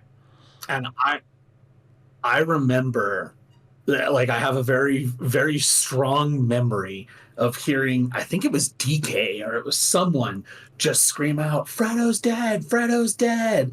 And in the back of my mind, I just like got chills. And it felt like the room got a little darker, like there was a lot of rage suddenly. Yes. It felt, and in the back of my head, I went, that's an ammo who's dead before the medic, who's dead before any other player. That is insanely important. Yeah. And I was like, they've lost. That's it. That's the game. There is no winning now. You do not have the capacity to eliminate the other team without your ammo. And I remember you and I talking about it, going, what if that's a strategy? What if you, instead of killing the medic, you go for a low health target that starts out low? You bully an ammo or a heavy, right? And you try and just catch them off guard, right? And you get them with maybe a stray nuke or something. Because I remember at the time, our established understanding of the game was you Zerg nuked. You went, you got both your bases as the commander, and you went up and you got your other 10 points and you dropped, right? And it was frustrating to learn that other teams could get their nukes just as fast as we could without getting the bases. And I remember that caused a lot of stress, because I remember at the time, one of the discussions we had going in was the person who could get nukes the fastest were you and Caleb. Caleb could get, with bases and dropping, a nuke in 55 seconds, I think it was. We timed it out. And then you could get yours dropped within 53 or something like that. It was really close. And so we were like, so that means those are our commanders. Those are the ideal two that we want to be putting on it. Because that was what we thought. We were like, yeah, if you can nuke the enemy team early, why would you not? Like, that'd be awesome. But then we started to, like you said, the take back top floor, where some teams would account for the fact that we probably won't hold second here. So what we're going to do is we're going to fight, and our commander is going to hold that nuke. And sometimes they would double nuke to get back upstairs. And they wouldn't take a ton of ground. They would just set themselves up upstairs and start the fight anew. But they had a 6 live lead suddenly against the entire enemy team. And so we started to realize, oh, there's a little more flow to this than just go downstairs and die. You know, there is this chance of, if as a team you set up properly as well, you'll be fine. Because I think another thing that we struggled with was we were always clumped. Almost always. We were not spread out very well. We would stick together and stay close, a lot of it out of fear of dying without getting back to your medic properly. But there was a lot of games that did feel like it was like, man, we are just getting reset and reset and reset. Like, how am I not getting chased? And it's because we're just not spread out. We're not making trails appropriately. And so that was another learning lesson. I need to make trails, and we need to stay away from each other sometimes, even if it sucks. So, yeah, that was a good lesson. Was very I need to contest the idea that me and Caleb had the fastest nukes. From my memory, the person who had the fastest nukes was King Tong. Josh. That's right. No, Josh could get it in something like 50 seconds because he was so quick. Yeah. Because he would, especially on red side, he would base before you were even up the ramp, so he could get an extra shot or two off, just because he was so quick with that. And then it would always create this weird dynamic where now you're trapped between the enemy team and Josh. And a lot of us didn't understand how to handle that. And so Josh would come up and just pop, and be like, all right, nuke. Yeah, 100%. Yeah, I do remember that now, actually. Yeah, I remember there were a couple of people. There were several people who were very quick. I know the other Josh, Bayani, was also very fast with that. I know Josiah was very quick with it. I think we had Vanessa playing some 3 hits at that point, and she was very good at that. But maybe she was a scout. I don't quite recall that one. But I do remember there being a lot of rock, paper, scissors on who would get the nuke first would usually determine the game, was what we thought. And we learned very quickly that was not true. Because I think it also came because we did it to Brisbane and they didn't flinch, and we just kind of went, uh-oh. Yep, they didn't flinch at all. I remember a pretty embarrassing rush back down the ramp from them. Yes. Because they backed up, but they did not back up very far. And then Rusty, the tall man that he is, swaggered out with his short shorts and just shot us all. Yeah, the short shorts, dude. I remember that. Yes. I I remember meeting him the first time was probably the wildest thing because he would come around walls. He's 6'5", 6'6", probably something like that. He's tall, and he would come around the wall lower than some of us would, and I was just always blown away by it. The only way I can equate it to now is he would get small enough to where he would almost look like a crab for a few seconds if you glanced and looked away, because you would just see him be like, oh, you'd look back and you'd go, wait, that was Rusty, and you'd be shot. And yeah, it was because he was very quick, he was very flexible, and I remember I remember you and I having a conversation where I was like, I think the reason he wears those short shorts is so he can bend like that, because I don't know that being in shorts other than that would allow you to get as low as he does while still being on your feet. And I remember us having a very brief conversation where you're like, that's silly, and just because I just couldn't wrap my head around the short shorts. I couldn't figure it out, and I was just like, it must be his secret. It was beyond our comprehension at the time, my friend. But now we know. It was very much so.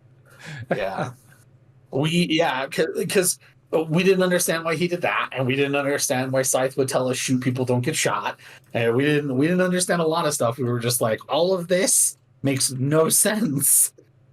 And it would be several years before we would finally pull the decoder together and be like, I get it. It's just the Danny DeVito meme inside of the theater. Just, I understand now.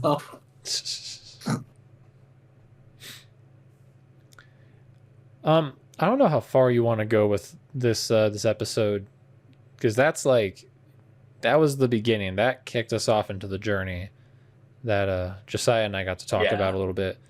I'm wondering what else you want to make sure gets included in this tonight.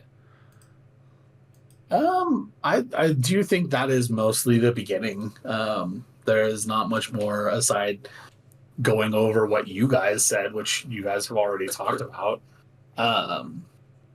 There are very few instances where I am not on a team with you guys because either I'm not traveling or I decided to make my own. So there's not a whole lot to add to the story that you guys haven't. Well, there truly is, and I would need to interview everyone who was on all of our teams for it. Could you tell us a little bit about the tale of SgtTucker throughout the tournament scene? So, I mean, obviously we've gone over the 2015. I did go with you all to San Marcos. I remember, like Josiah said very vividly, the sandbag. And then I remember the very rage that built inside of me because we stopped the last stop before San Marcos. We stopped, we opened it up, and the cooler had popped open. My goodness. The bottom one that was supposed to let all the fluids out, and all of the ice that had melted flowed into all of the sand that had ripped, and I had wet sand all over the back of my trunk. And I remember being furious about that because I didn't want to have the sandbag in the first place, because I was like, we're already going to be carrying a chest with a lot of like frozen foods and like that kind of stuff. But then the rage also that we realized a lot of the stuff hadn't been cold, and we didn't know how long it hadn't been cold for. And so we ended up tossing like a lot of food that we had brought with us. And so suddenly all of our provisions were gone. We rolled into the tournament late. We were very frustrated by a lot of stuff. It stayed downhill. But I remember some very good memories. I remember the jokes about going through Vegas. I remember the alien deers. I remember the beach where everyone warned Caleb not to walk out into the ocean with his glasses. And sure enough, 5 minutes later, Caleb comes back and goes, I lost my glasses. And he had to wear sunglasses that were prescription glasses the last day of the tournament indoors. And so that was brutal as well.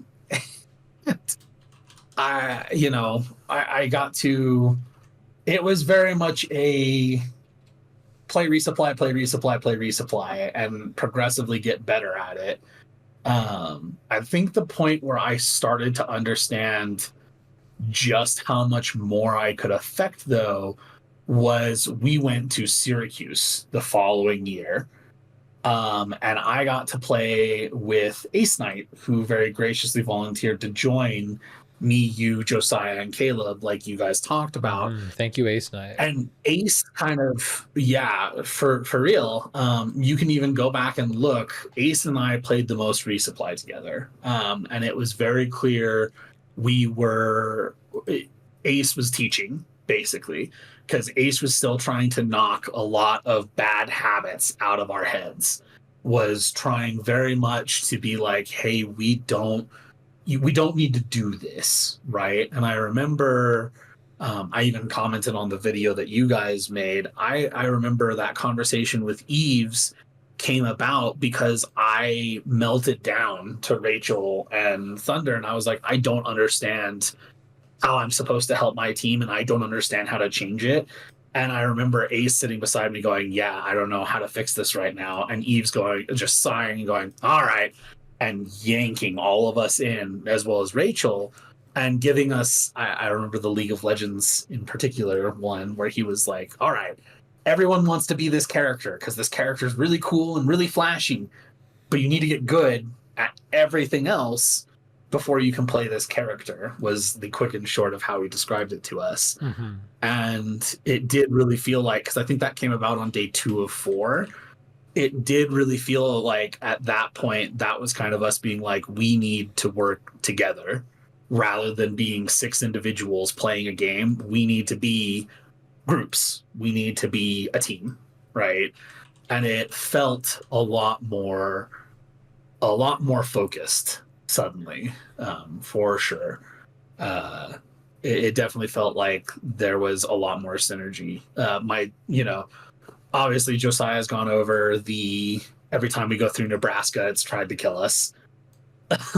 Completely. It has. We went through a tornado one time. My car tried to kill us one time. Like, it just, Nebraska does not like a traveling Loveland team, is what we've learned. So we're going to fly from now on.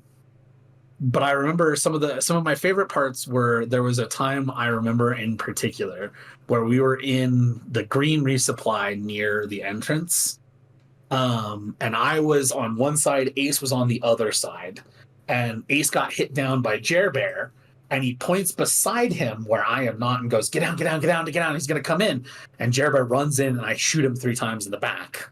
And Jerbear looks over at me, looks at Ace and goes, oh, you, and runs off, right? And Ace is giggling. The ref above us is laughing and having a good time. And so then Ace goes, come here, come here, come here. And he runs me over real fast. He told me to stay there. I was like, are you sure? And he's like, yeah, watch this. And so Ace puts one into him, and Jerbear starts coming back, and he points to where I am, and he goes, get down, get down, get down.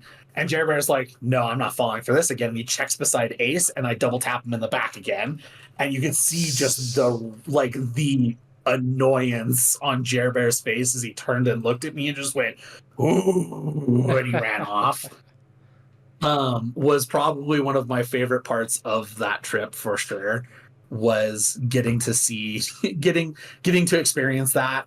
There was a game, I remember I was hiding in Foxhole, and Baden had seen me go in, knew where I was, and just knocked on the wall. And he just kept knocking on the wall, and I'm hiding there with like 4 lives, kind of like, go away. And Baden finally knocks more time, and he goes,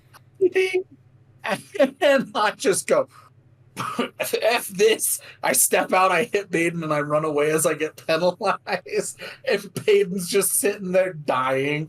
And after the game, he comes up to me. He was like, if you told me you didn't want me around, I would have left. I was just like, I just wasn't even in the headspace for that. I'm scared, man. So I had panicked. nothing to say.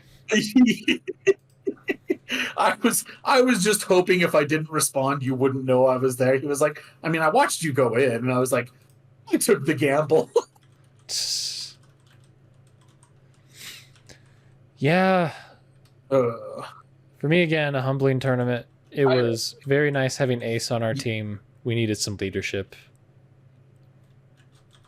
I think also he was able to kind of, when our tempers started rising, he was able to be that verbal, like, hit to the back of the head where we were like, enough, no more of this, right? Um, it was very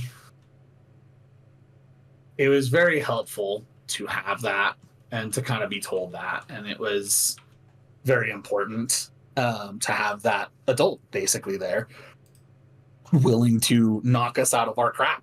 And I think that definitely helped a lot. It wasn't for me until I think the next tournament, if I recall, that really kind of cemented the beginning of some of my frustrations, because I had not thought that Syracuse tournament was going to go very well. And so I did not mind losing because it felt like we were learning and we were growing, or at the very least, I felt that way. And then we came out, if I recall, we came out for Nats 2017. I may have missed that one. I'm trying to check and remember. I know it was one of these two.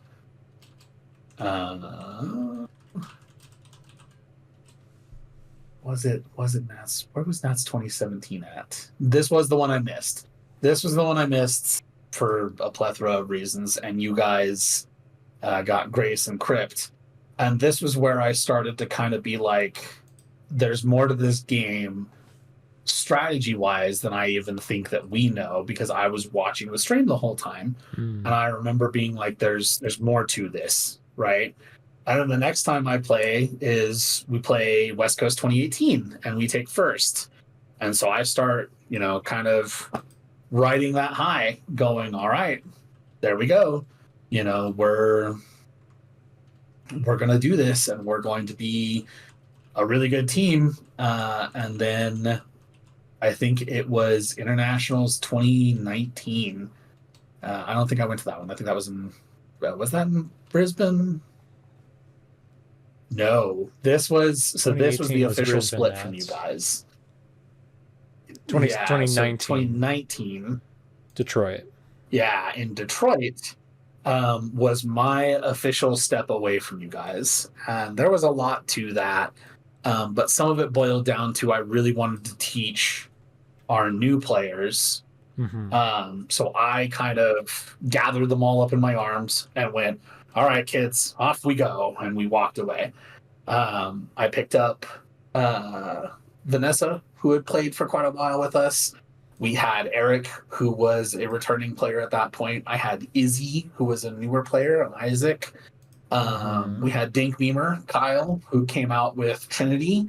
And we picked up a 7th in Ivy. And part of me wishes I hadn't rostered 7. I don't know who I wouldn't have taken there, just because there was, I think trying to split games was not good. But also the mental that I went in with was, I'm not here to win. What I'm trying to do right now is teach, right? And there was a lot of tension while trying to teach. There was a lot of conflicting ideas. Some people were very frustrated by what they felt was also a lack of leadership. We were having some trouble with some synergy stuff. And so it was very stressful for me, admittedly. I have a couple of really funny memories from that one. Specifically as an ammo, I remember resetting Detroit B sent their players over to come get us out of red. And I remember hiding feeder around a corner in red, basically in the zipper. And I was running back and forth, resetting 2 different 3 hits because neither of them would move. And I was keeping them down plus a scout perfectly for probably about 60 seconds, where I just hit. And I remember because I think it was Shayla and it was one other. And then there was a scout that I would randomly hit as well. And Shayla was getting really frustrated because she didn't want to leave because she was the 3 hit.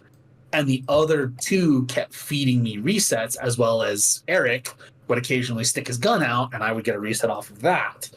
And I remember just having a ball of a time, because I think Micro was also there, just laughing as I reset everybody because no one would move.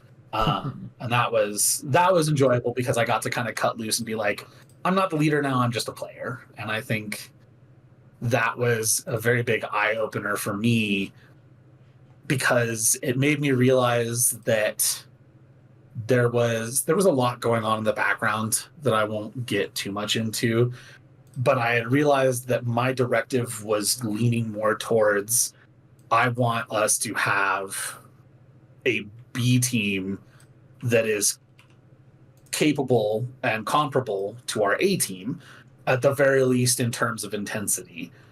So my goal, I think, at that tournament and even a little before that, shifted very drastically to, I no longer care about winning, I care about making you all better.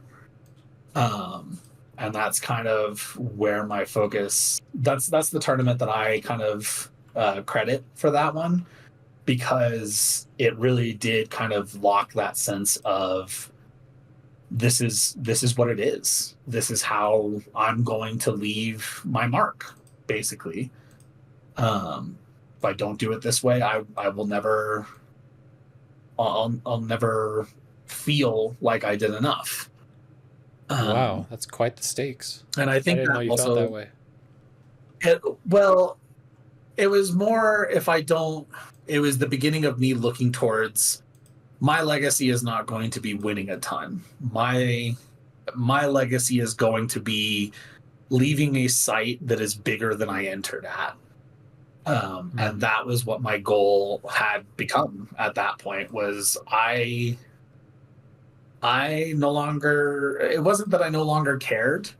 I no longer wanted to chase a trophy, because admittedly, I was also a little dejected, feeling like I was never going to earn it alongside some of you guys, not because of you guys, but just because I wasn't sure if we were ever going to truly earn one. Oh, don't worry, man. And There's so a lot of that going around. My rationale at the time as well was, if I can elevate another couple of players to even remotely the same level that I feel Luke, me, and Josiah and Caleb have reached, the practice that we would get when we go home will be that much more fruitful, because instead of us just pummeling on a bunch of people who can't stand a chance to us, it would suddenly be, we're going to be playing against people who have a lot more skill and understanding, and they won't just let us beat on them. They will run away, they will reposition, they will set back up, and they will fight back, and that will give us a much more fulfilling kind of practice that will then validate us getting to a trophy, because we can then play against more intense players. So I know that was that tournament that it kind of solidified my belief in that kind of stuff. Well, thank you. And then I went out to the St. George trip, and it only solidified it further. Let me get a word in. I didn't know a lot of that from 2019, and that was a really well, we talked about it being the tournament that kind of broke the site. You know, for the A team, no one came back except for me and Josiah by the end. And from the B team, like, Vanessa continued on a little bit, and she was there in 2024. Beyond that, I mean, a lot of those people were gone too. And we lost Izzy. Yeah, and that was, go ahead, sorry. Well, I remember, like, you guys had some high points and successes from that tournament. One, you took a game off of us. Did we disrespect you and try to wall against you? Yes. I'll at least defend my decision in that we were thinking, what if we make it to Brisbane? What on earth could we try to actually win a game? Because I thought the chance of winning against them was 0 in finals. But you know, we've we've tried that enough now where we're like, okay, that's a bad idea. Yeah. You also, I remember a very sweaty competitive game in finals against Auckland where you whipped out Commander, Vanessa whipped out Heavy, and the games were close. You couldn't get quite over the edge, but Yes. you guys really took it to them. To be entirely honest, my rage from the frustration of having to argue with teammates all tournament and deal with other stressors that were going on kind of consumed me. And I looked at Vanessa and I went, I am going to cut loose now. I am not going to play Resupply anymore. I am going to play Commander for you, and you are going to be my Heavy. Here's what we're going to do. Here's what I need of you. And honestly, that game we almost had in I think because we didn't make it into finals because we had to we didn't even earn the right to get in, if I recall. We had to do the play-ins in the third round against them. And so I was like, we have to beat Auckland here, or this is the end. Right? We will bow out at that point. Because we hadn't beaten St. George. We couldn't beat it looks like we actually took a game off of Brisbane, surprisingly. I wonder what that was about. I'll have to look at that in a second because we 2-4'd with them.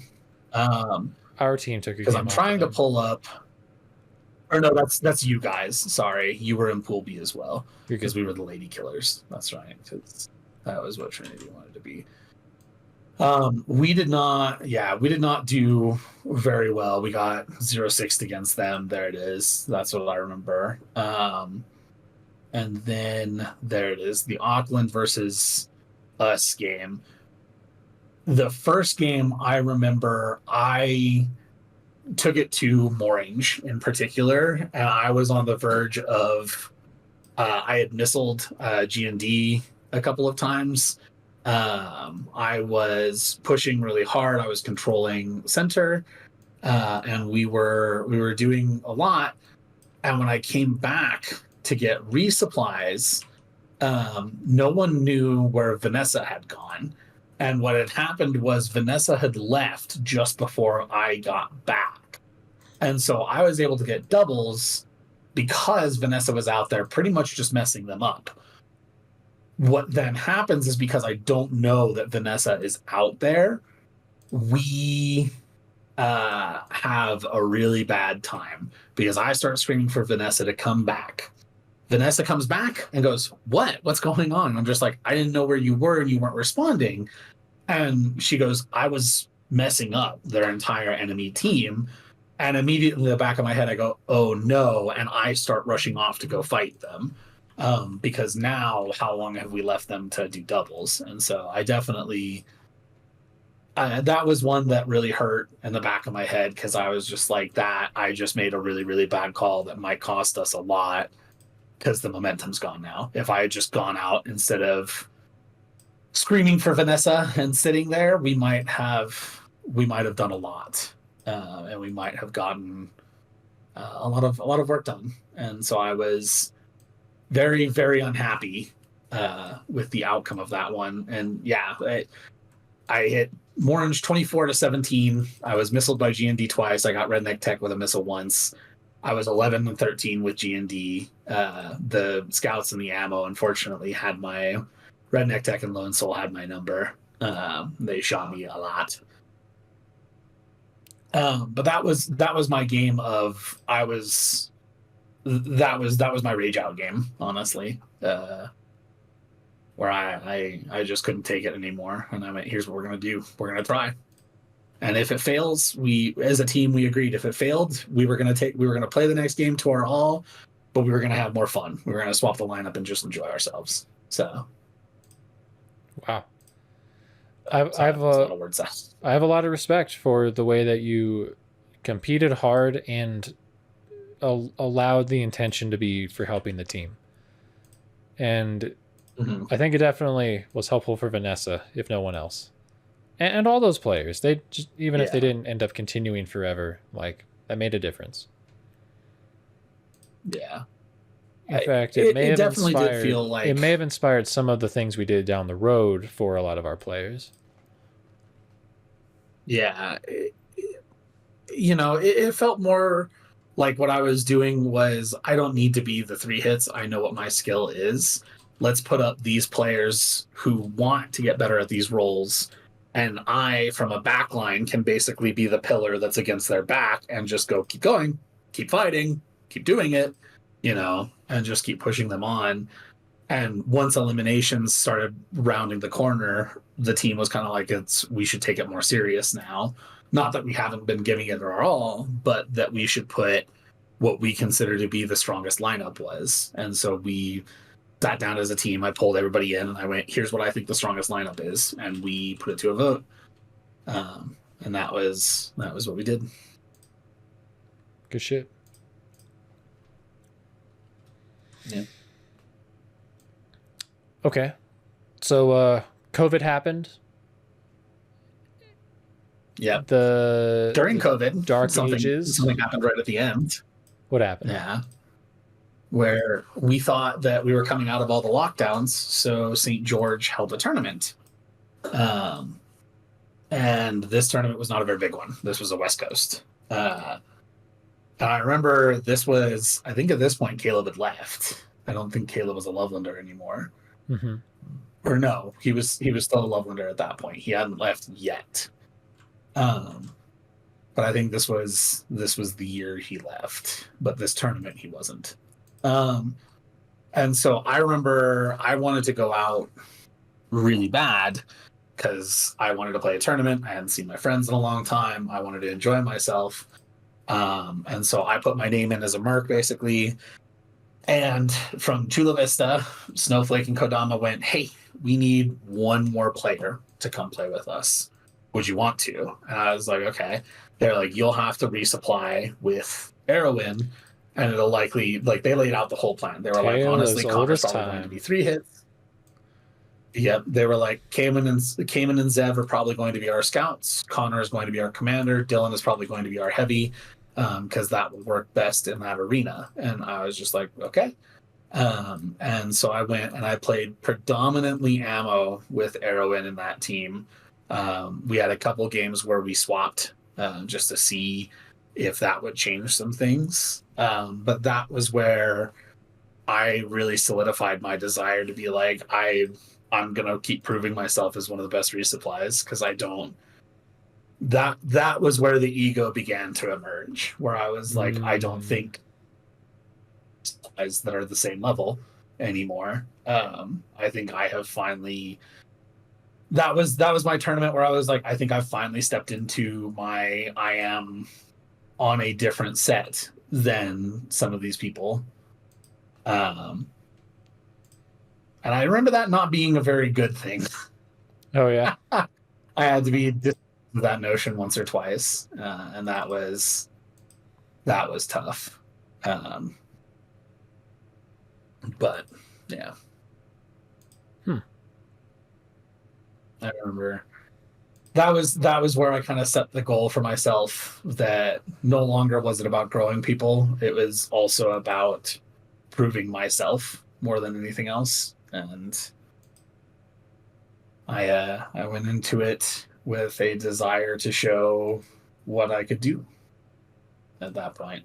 And from that point forward, that was the passion reignited, honestly, was that tournament where I was like, I'm going to fight as hard as I can now, regardless of what, I'm still going to do what's best for the site, but I'm going to start making a name for myself again, Where did that desire come from, do you think? It's kind of a shift from 2019. It really came from a feeling that I was understanding what to do in the back line. It felt like a lot more. It felt genuinely like I was watching the other resupplies, and I kind of would watch them do things, and I would be like, I don't understand why this was a decision. because it could have been done. In the back of my head, I'm like, you could have done it like this instead, and it would have been much more effective. You could have done this, you could have done that. And as I started to realize that I was putting those things into my own head, I was realizing that I was wanting to prove that I knew what I was talking about, basically. That it wasn't just, oh well, this kid's just talking smack, right? It was, no, I do know what I'm saying now. I know what I'm looking for and why.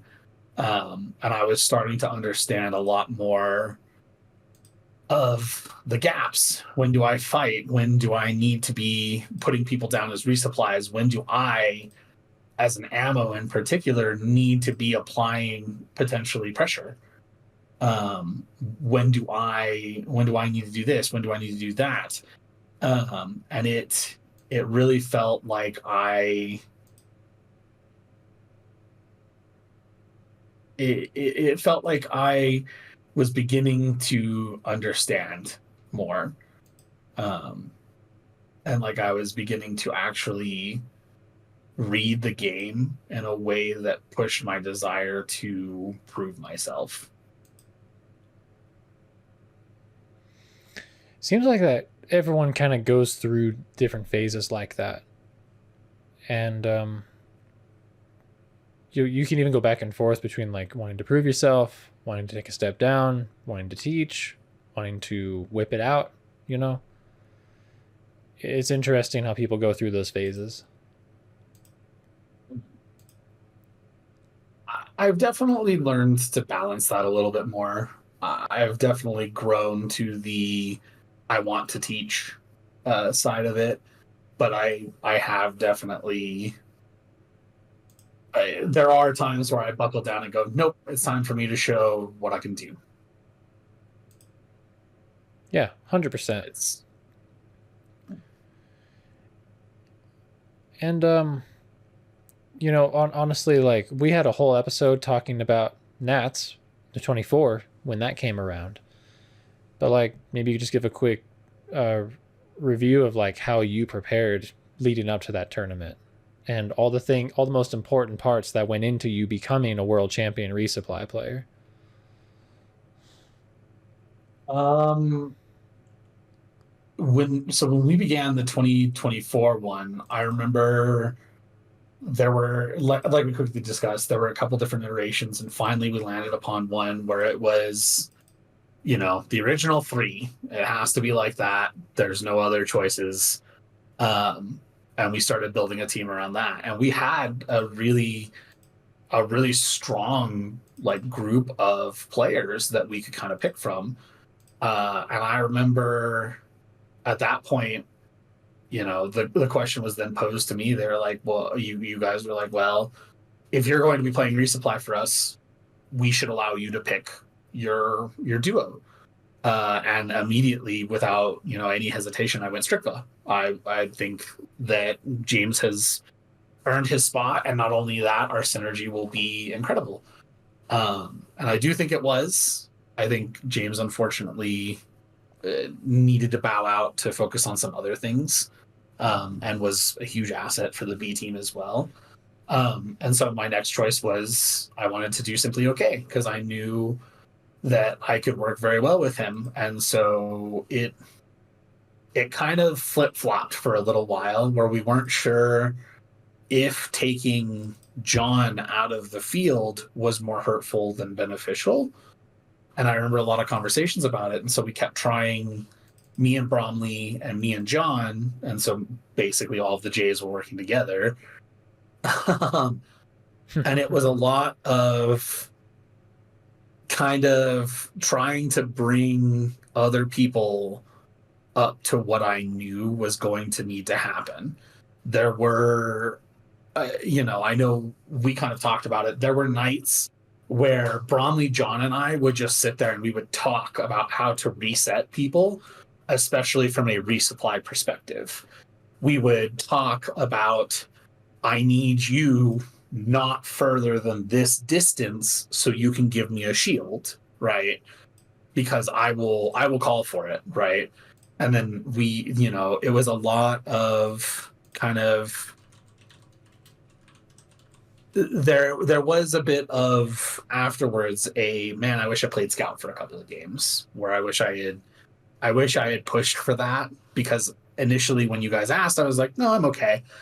And in the back of my mind now, I should have said, yep, I want to I want to play at least one or two. Just get me away from it so I can get some fresh air.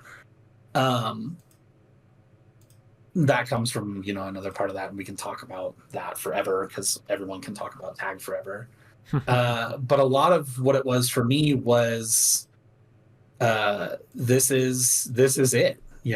This is my chance to win out and prove that I'm not just talking a big game, that I know what I'm doing, that as a player I am able to understand and effectively influence the outcome of the game around me, that I can actively, even from the resupply, shape the outcome of a game, that I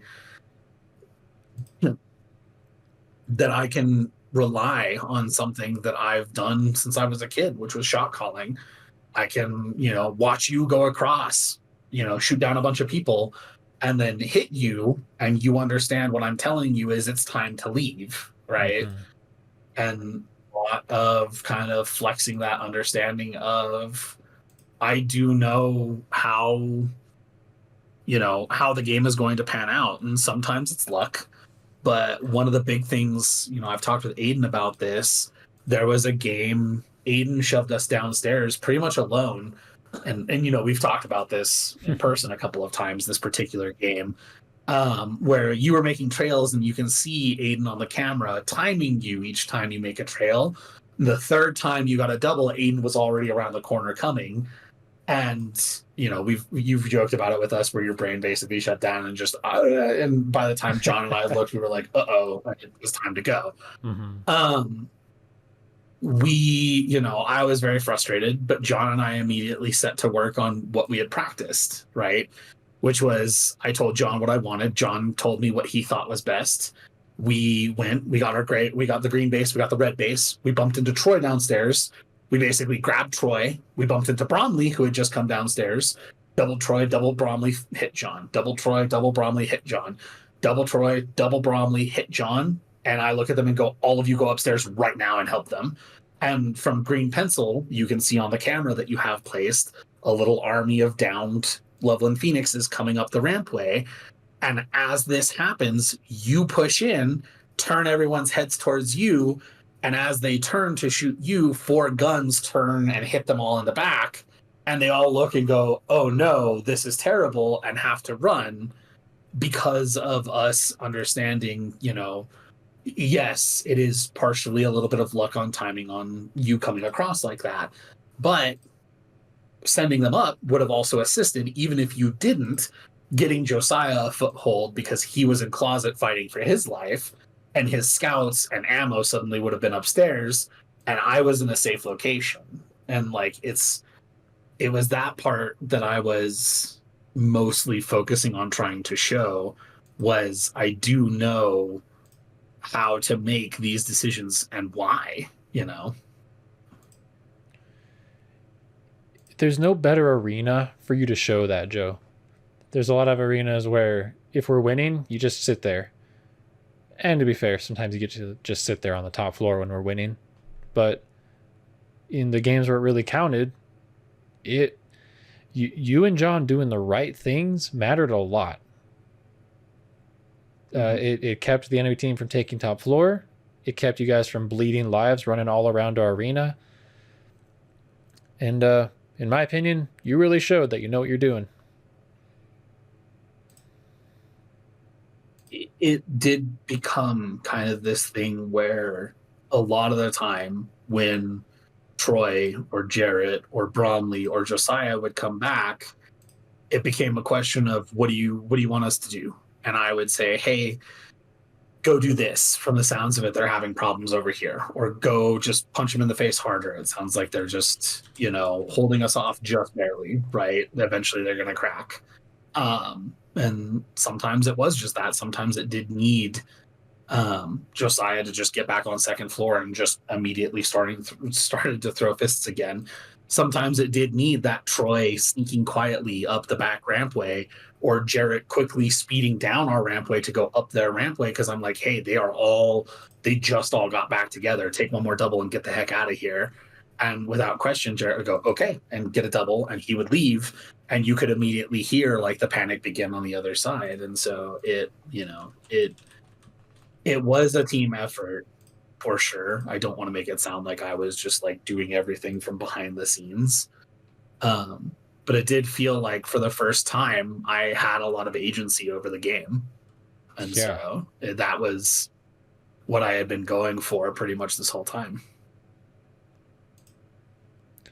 Yeah, I'll definitely say. It was an absolute pleasure. You were an essential part of the team. And, you know, me and Josiah, I feel like it's unfairly similar to football, where the quarterback tends to get like all the glory, looking like the leader of a team. That's kind of like how 3 hits get viewed in Space Marines. But you were the first person we brought onto the team. You were a core piece of how it functioned. Had someone else played Resupply, the team would have looked very different. It's just, there's so much that isn't noticed in how you made decisions throughout the tournament. Your leadership in those situations where we needed to recover or alter the plan. Yeah. It's part of what makes us a champion team, and you were part of that. I think I said it to Sam or DK once, where I think it was back in 2019 as well, because a lot of people kept coming up going, why aren't you playing for the A team? Why aren't you playing for the A team? And I remember very sincerely the words that left my mouth were, I will never be the MVP of that team. And that is fine.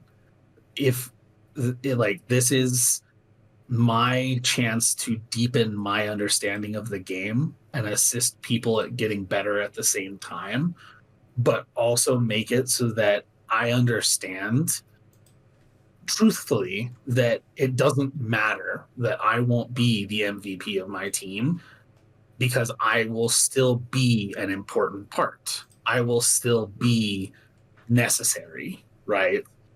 And it's one of those things where it's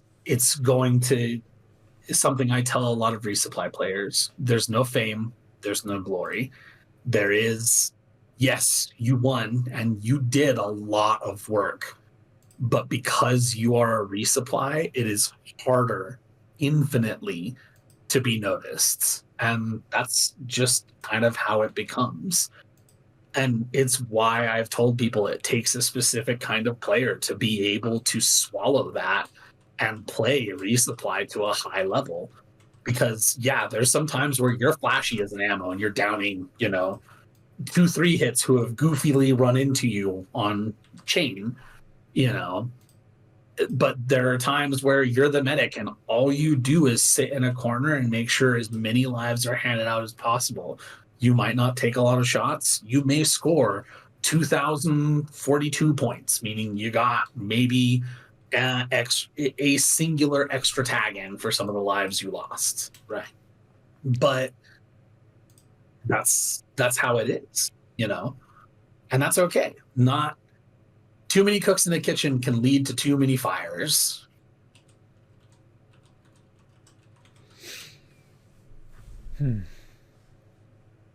I can really appreciate that. It definitely takes a lot of humility to play a role where you're gonna not be in the spotlight and not get the glory. And I'm gonna be really honest, like I played heavy most of the tournament. I even won MVP. I received a lot of glory that was frankly quite unexpected. And I could not have done it without my resupply. I've played a lot of heavy games where my resupply they suck. I also have played a lot of heavy games where my resupply are just average. And that makes a huge difference. I was able to do a lot because you guys were helping me. I had so much freedom to attack and leave you to defend yourselves.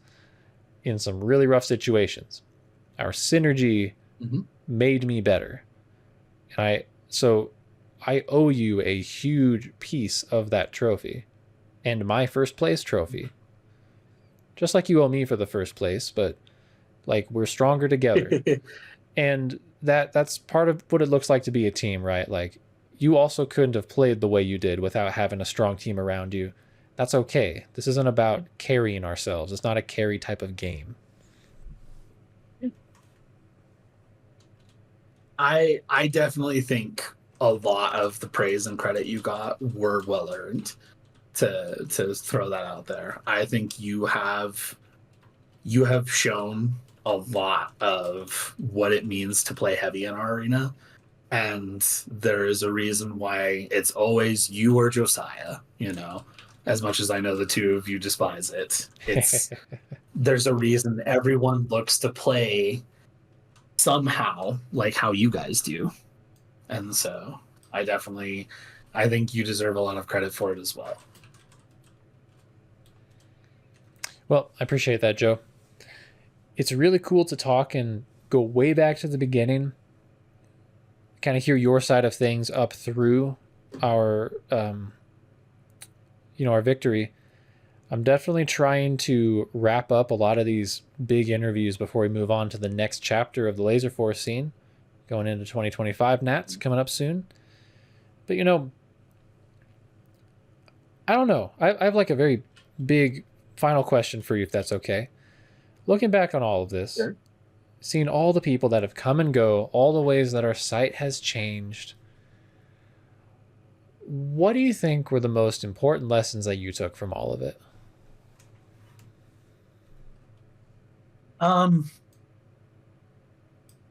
That is a big one. It is a big one.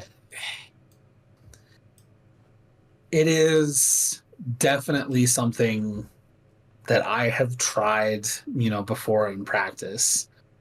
In our practice nights in particular is probably the best example, which is without diversity, growth will never exist.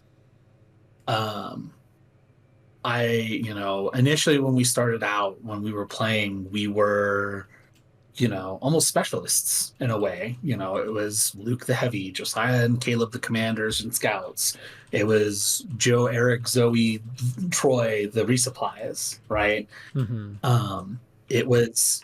They were very set, roles and definitions. And as we met more players and as we went to more tournaments and, as we lost some players to this very ideal, it became clear that the only way forward for not only personal growth, but for the continuation of Space Marine's existence is diversity of roles, teaching people, look, this may not be your favorite role, but learning how to play it will make you a better player. Learning what, your teammates are looking for you because you've played this role gives you a more robust understanding of the game. You understand from the scout role what your commander's looking for. And alternatively, you understand as a commander what your scouts are looking for you to help with. You learn, as a resupply, what does your heavy need and what does your teams need, right? What is good and bad resupplies, right? When can you put everyone down the rare few times it exists? When should you only put one of 3 targets potentially down because you need somebody to stay up? How do you balance stuff? What does your heavy need? And alternatively, then as a heavy, what does your commander need? What does your resupplies need? It's, if you don't diversify your understanding of the game, you'll never truly grow. And that's something that was my kind of cold truth after the 2019 and the St. George stuff. Was they did a random draw where, yeah, I understood what to do from a resupply point, but once you put me onto other positions, I had a harder time because I didn't know what my team needed from me in terms of the flow of the game.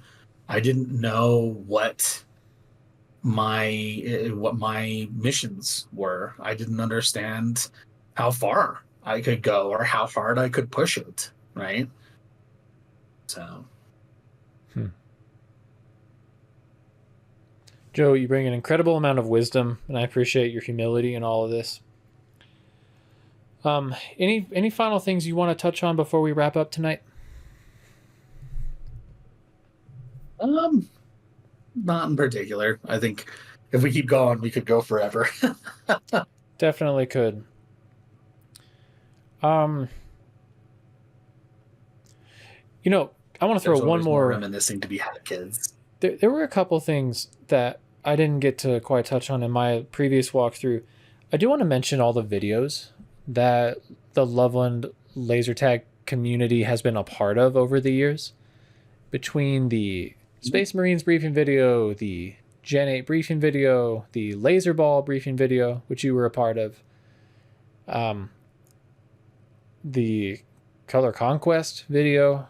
I mean, there are some really old ones. They need to be updated right now. But Loveland Laser Tag and the community members have been a huge part of the marketing for Laserforce, and that's really cool. We get kind of immortalized for free in that way. Hey, most definitely. It's something where, you know, I don't know if you saw it, not this podcast, but I believe the last one that the Resupply did. Than made a comment where he went to the Portland arena and they went to go play laser tag, and it was him, Autumn, and Disco. And sure enough, the briefing video that comes up is the Gen 8 briefing video that you made. And they were, you know, Than was joking that he was sitting there going, "Hi, Luke," and, you know, saying hi to all the people as they came on, because they were enjoying it because they knew who you were and they'd seen this video thousands of times. And so, yeah, it is something where these videos, you know, is to quote some older people, what goes up on the internet will stay on the internet no matter how much you want to take it down. It will become immortalized, even if it's not en masse, very quickly, where someone somewhere will remember it. So, oh, I love that. Yeah, I listened to that. That was a good episode. Little Easter egg for G&D to find. What do you think of his Squid Games idea? So, you know, Gabe and I joked that it's Challenge Royale, but more. I understand what, you know, I teased Steve about that. I do understand it's actually an entirely different concept where it's not just a single game. It's a plethora of games played over a day. I don't think it's a bad idea. I think it would be an interesting format for some tournaments. I know that you talked with Gabe recently about the Laser Ball versus Space Marines tournament. Honestly, the back of my mind right now is for the most effective growth of the scene, not just for Space Marines, but for Laserforce as a whole, for membership to drive this to be what we want it to be, which is bigger. It would actually be a good idea to have something like maybe a Squid Games, you know, and then maybe you have like a Laser Ball event, and then you have Space Marines as well. I jokingly told Gabe that we could just run Get-In on Force, basically, where instead of it's a bunch of different styles of packs and different, you know, games and things like that, it is all Laserforce. You play maybe, you know, 1 week you play at Loveland, and then 3 months later you play a different version in Syracuse, right? Maybe you play, you know, a day of Laser Ball, a day of Space Marines, and a day of Squid Game in Loveland. And then, you know, 3 months later, you reconvene in Syracuse and you play again. You do, you know, Laser Ball, Space Marines, and Squid Game again. And you just kind of build like a rotating tournament scene out of it. And, you know, I don't know how feasible that would be with a lot of stuff that's going on right now. But I think that is the ideal outcome we should be looking for.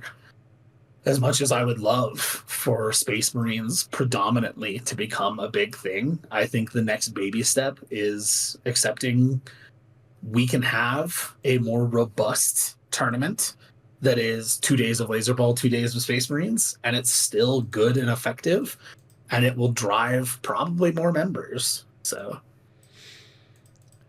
it made them so mad that they didn't know what Challenge Royale was. They were like, we don't know what that is, and we feel defensive that we don't know what that is. We should know. We're community stewards over here. Anyway, I'm giving them a hard time, but yeah, I like that idea. Yeah. And it makes me think. Challenge Royale, is that what you young kids are playing nowadays? In my day, it was Space Marines. I'm Than. I'm an old man. Okay, all right. I've made him upset now. I love you, Than. This does remind me, though, one huge part of the Love and Laser Tag community history that more recent we haven't really talked about. We have a laser ball scene. Mm-hmm. I'm not quite sure even how it began. I think John Calkins Simply Okay had a little more to do with the beginning of Loveland's laser ball scene. But we have a whole secondary member base. Mm-hmm. I think it also came from the staff is very intimidated by Space Marines. They know there's a lot of rules. They've seen us play. They've watched some of the gameplay. They've seen even a tournament or two for some of them, depending on how long they've been there.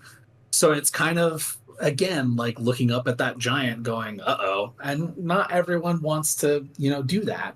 But then when Laser Ball came out, the staff got to get a hold of it first. They got to all step in there as a staff and play. And, there's nothing more iconic than capture the flag. And as much as it is Laser Ball soccer, the easiest way I've always found to describe it is one flag, capture the flag. And that is something that has always driven in a lot of games, a lot of competitiveness. And I think that was the big thing, was they got to grab it and make it their own. And I definitely do credit John with a lot of it. But, talking with John, it was a lot of Jacob, Gabe, Corbin, grabbing it quick, right? And being like, we're going to learn how to do this. And then not only that, Liz and the CU kids took to it and were like, this is going to be what we play now. This is so much fun. And it developed such a quick and enjoyable scene for themselves, where they started setting up their own rules. They started tinkering with rules and how it would function. And it was, we've talked about it. It was fun because it's also like looking in the past. It's like, I remember when we thought, these things, and we can see them kind of putting the building bricks down, where they're like, yeah, we like this. Take that brick away. We didn't actually like that, we like this one though, and seeing the strategy improve to it, where it's not just a speed game, but some of them, as we've played with them, have learned, reflexes and timing are also very important. If you change the timing that you do, Gabe and I have discussed this, you can throw a lot of people off, because if they're just going to keep rushing you, if you change subtle things about it, you'll begin to throw off their rhythm, right? And so it's been fun watching them be like that. Yeah. They've been some of the greatest recruits, by the way, when they do enter Space Marines, because they've been playing all those games. Their technique is really good. After their first tournament, they're going to come back whooping my butt for sure. Yes, there are, and we've gotten several recruits out of it. Corbin and Gabe finally got over the fear and joined us. I think that comes down to Liz and John. Honestly, we need to give them a big credit for that one, because I know that Gabe was playing a lot of Laser Ball, and we were for several months trying to recruit Gabe and Corbin, and they were, you could tell, just nervous about playing it. But then they played Laserball. They started getting a lot better at Laserball. And then we played Laserball with them, and they could kind of see, oh, maybe it's not as scary as we thought it was. And they started kind of like putting their feet in the water. And so I've talked a lot with Josiah about, I think that both are going to be good recruiting grounds for the other. Because they are both going to play very different ways and require very different things of each other. What works in Space Marines will not always work in Laserball, as I believe Gabe said. It is going to be, I'm trying to find the right way to describe it. It's going to be a good basics builder, regardless of which one you play. And I've encouraged a lot of the Loveland Space Marines to go play Laserball. Not, with the, oh, we're going to go squish those Laserball kids, ha ha ha. But because one of the core differences between us playing Space Marines and Laserball playing is they allow blind fires. And so I've told a lot of the Lovelanders, I'm like, hey, don't go and play with blind fires. Force yourself to play against people who have that advantage against you, because it'll be reflexes training, because you have to start thinking about it before they come around a corner. What are they going to do? And like Gabe said, the blind firing, they're starting to realize they don't even want to do it because it's not as reliable as quickly coming around a corner. Yeah, there's still some blind fires to it, but that's more like pre-firing a specific corner that you don't want to get hit from. And so I've vouched for a lot of going to Laserball as a form of reflexes training.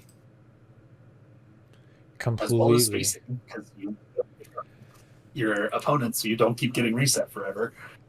Yeah.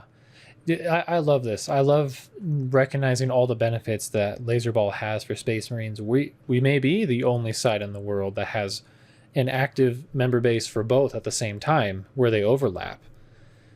And Gabe talked a little bit about what it was like for the Space Marines to begin playing Laserball. From my perception, we brought so much positioning, communication, and just tagability to the game, but we tend to really suck at focusing on the goal and scoring goals. Yeah. It's been a lot of fun to see the two styles combine.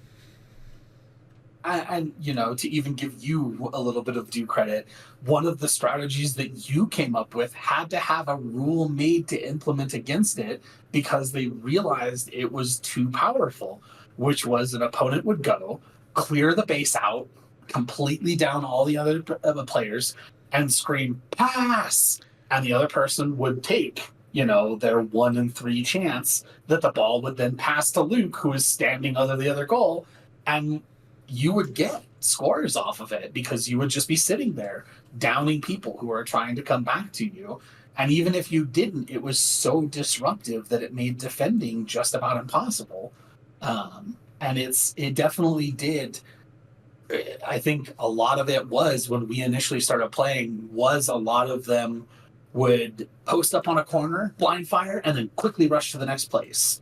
And it was a lot of, I viewed it like trench warfare, whereas now it feels a lot more like it's a fluid, moving game where they're like, okay, we need to keep in motion, we need to keep talking to each other, we need to keep hitting targets, because otherwise it's going to go bad.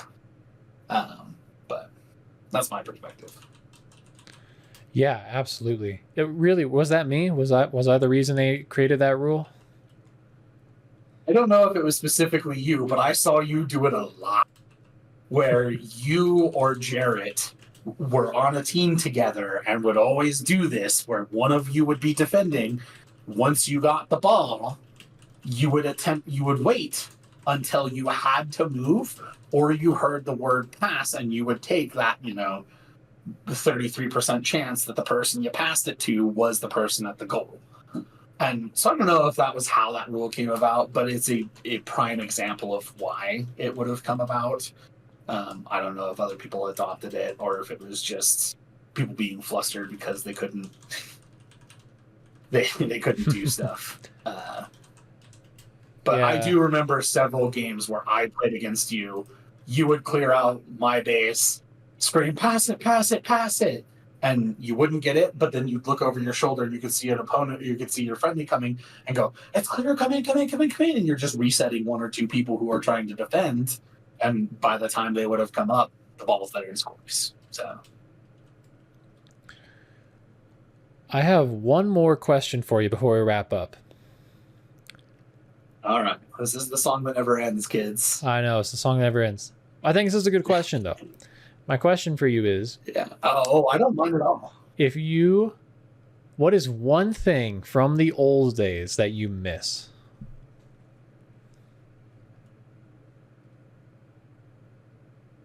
It probably would come from before we played Space Marines. I genuinely miss the way that, and it's weird to say this, but this is where I understand why people, feel certain ways from nostalgia. Because part of me misses the way that LLT was with a lot of the staff. There's nothing wrong with the staff now, not by any means. I have no issues with them. They're friendly. They're always helpful to us. They're always wonderful, wonderful people. But I miss those late night board game nights where we lock down the building and we sit in the employee room and we just play games for 2 or 3 hours. Or we go outside and we, with Chance's foam swords, fight with one another. I miss how almost tight-knit and unbreakable that group really did feel. Because for a long time, it did really feel like nothing would ever change. It felt like this was how it was going to be, because it felt so comfortable and so well done. And, it is not anyone's fault or a problem that it's changed, to make that very clear. It is not, on Jeff or anyone else that is no longer the way that it is, because life is different now. Business is way different for LLT now. There are a lot of different priorities in people now, even I admit that while I miss that, there are some nights where I get done with tag, I just want to go home, Totally. I don't mind hanging out and getting food and talking with people, because we do that. We haven't done it in a little while. But I do miss, board game nights and that kind of stuff. But part of that, again, has come from we've gotten older. We don't all live close together. We're not all these goofy teenagers living with our parents who have hours and hours and hours of time. We're adults who are working, 30 to 60 hours a week. And we've got, families and loved ones that we want to interact with as well now. It's different. So I guarantee there are some old men listening, just nodding their head alongside you and sobbing their eyes out over the inevitable passing of freedom of time that comes with being a kid. Yeah.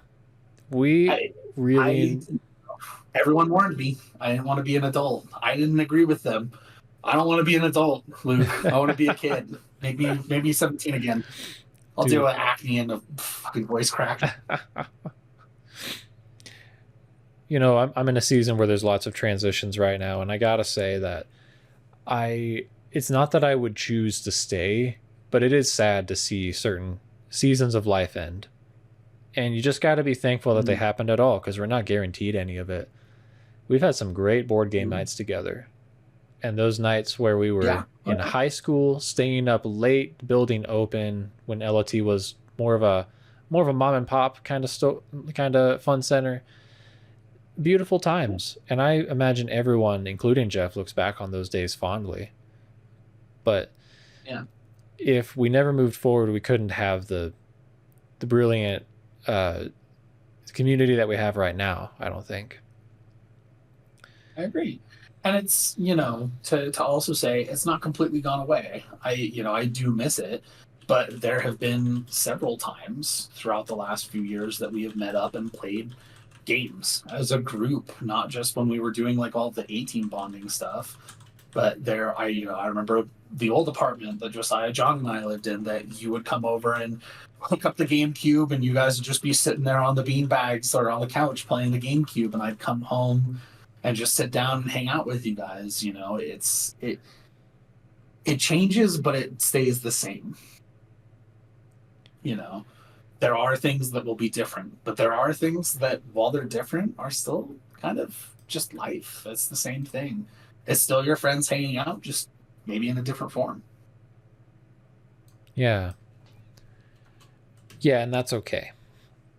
Because, I mean, look at us now. Like, we've grown up together. We've gotten to have experiences together. All of us.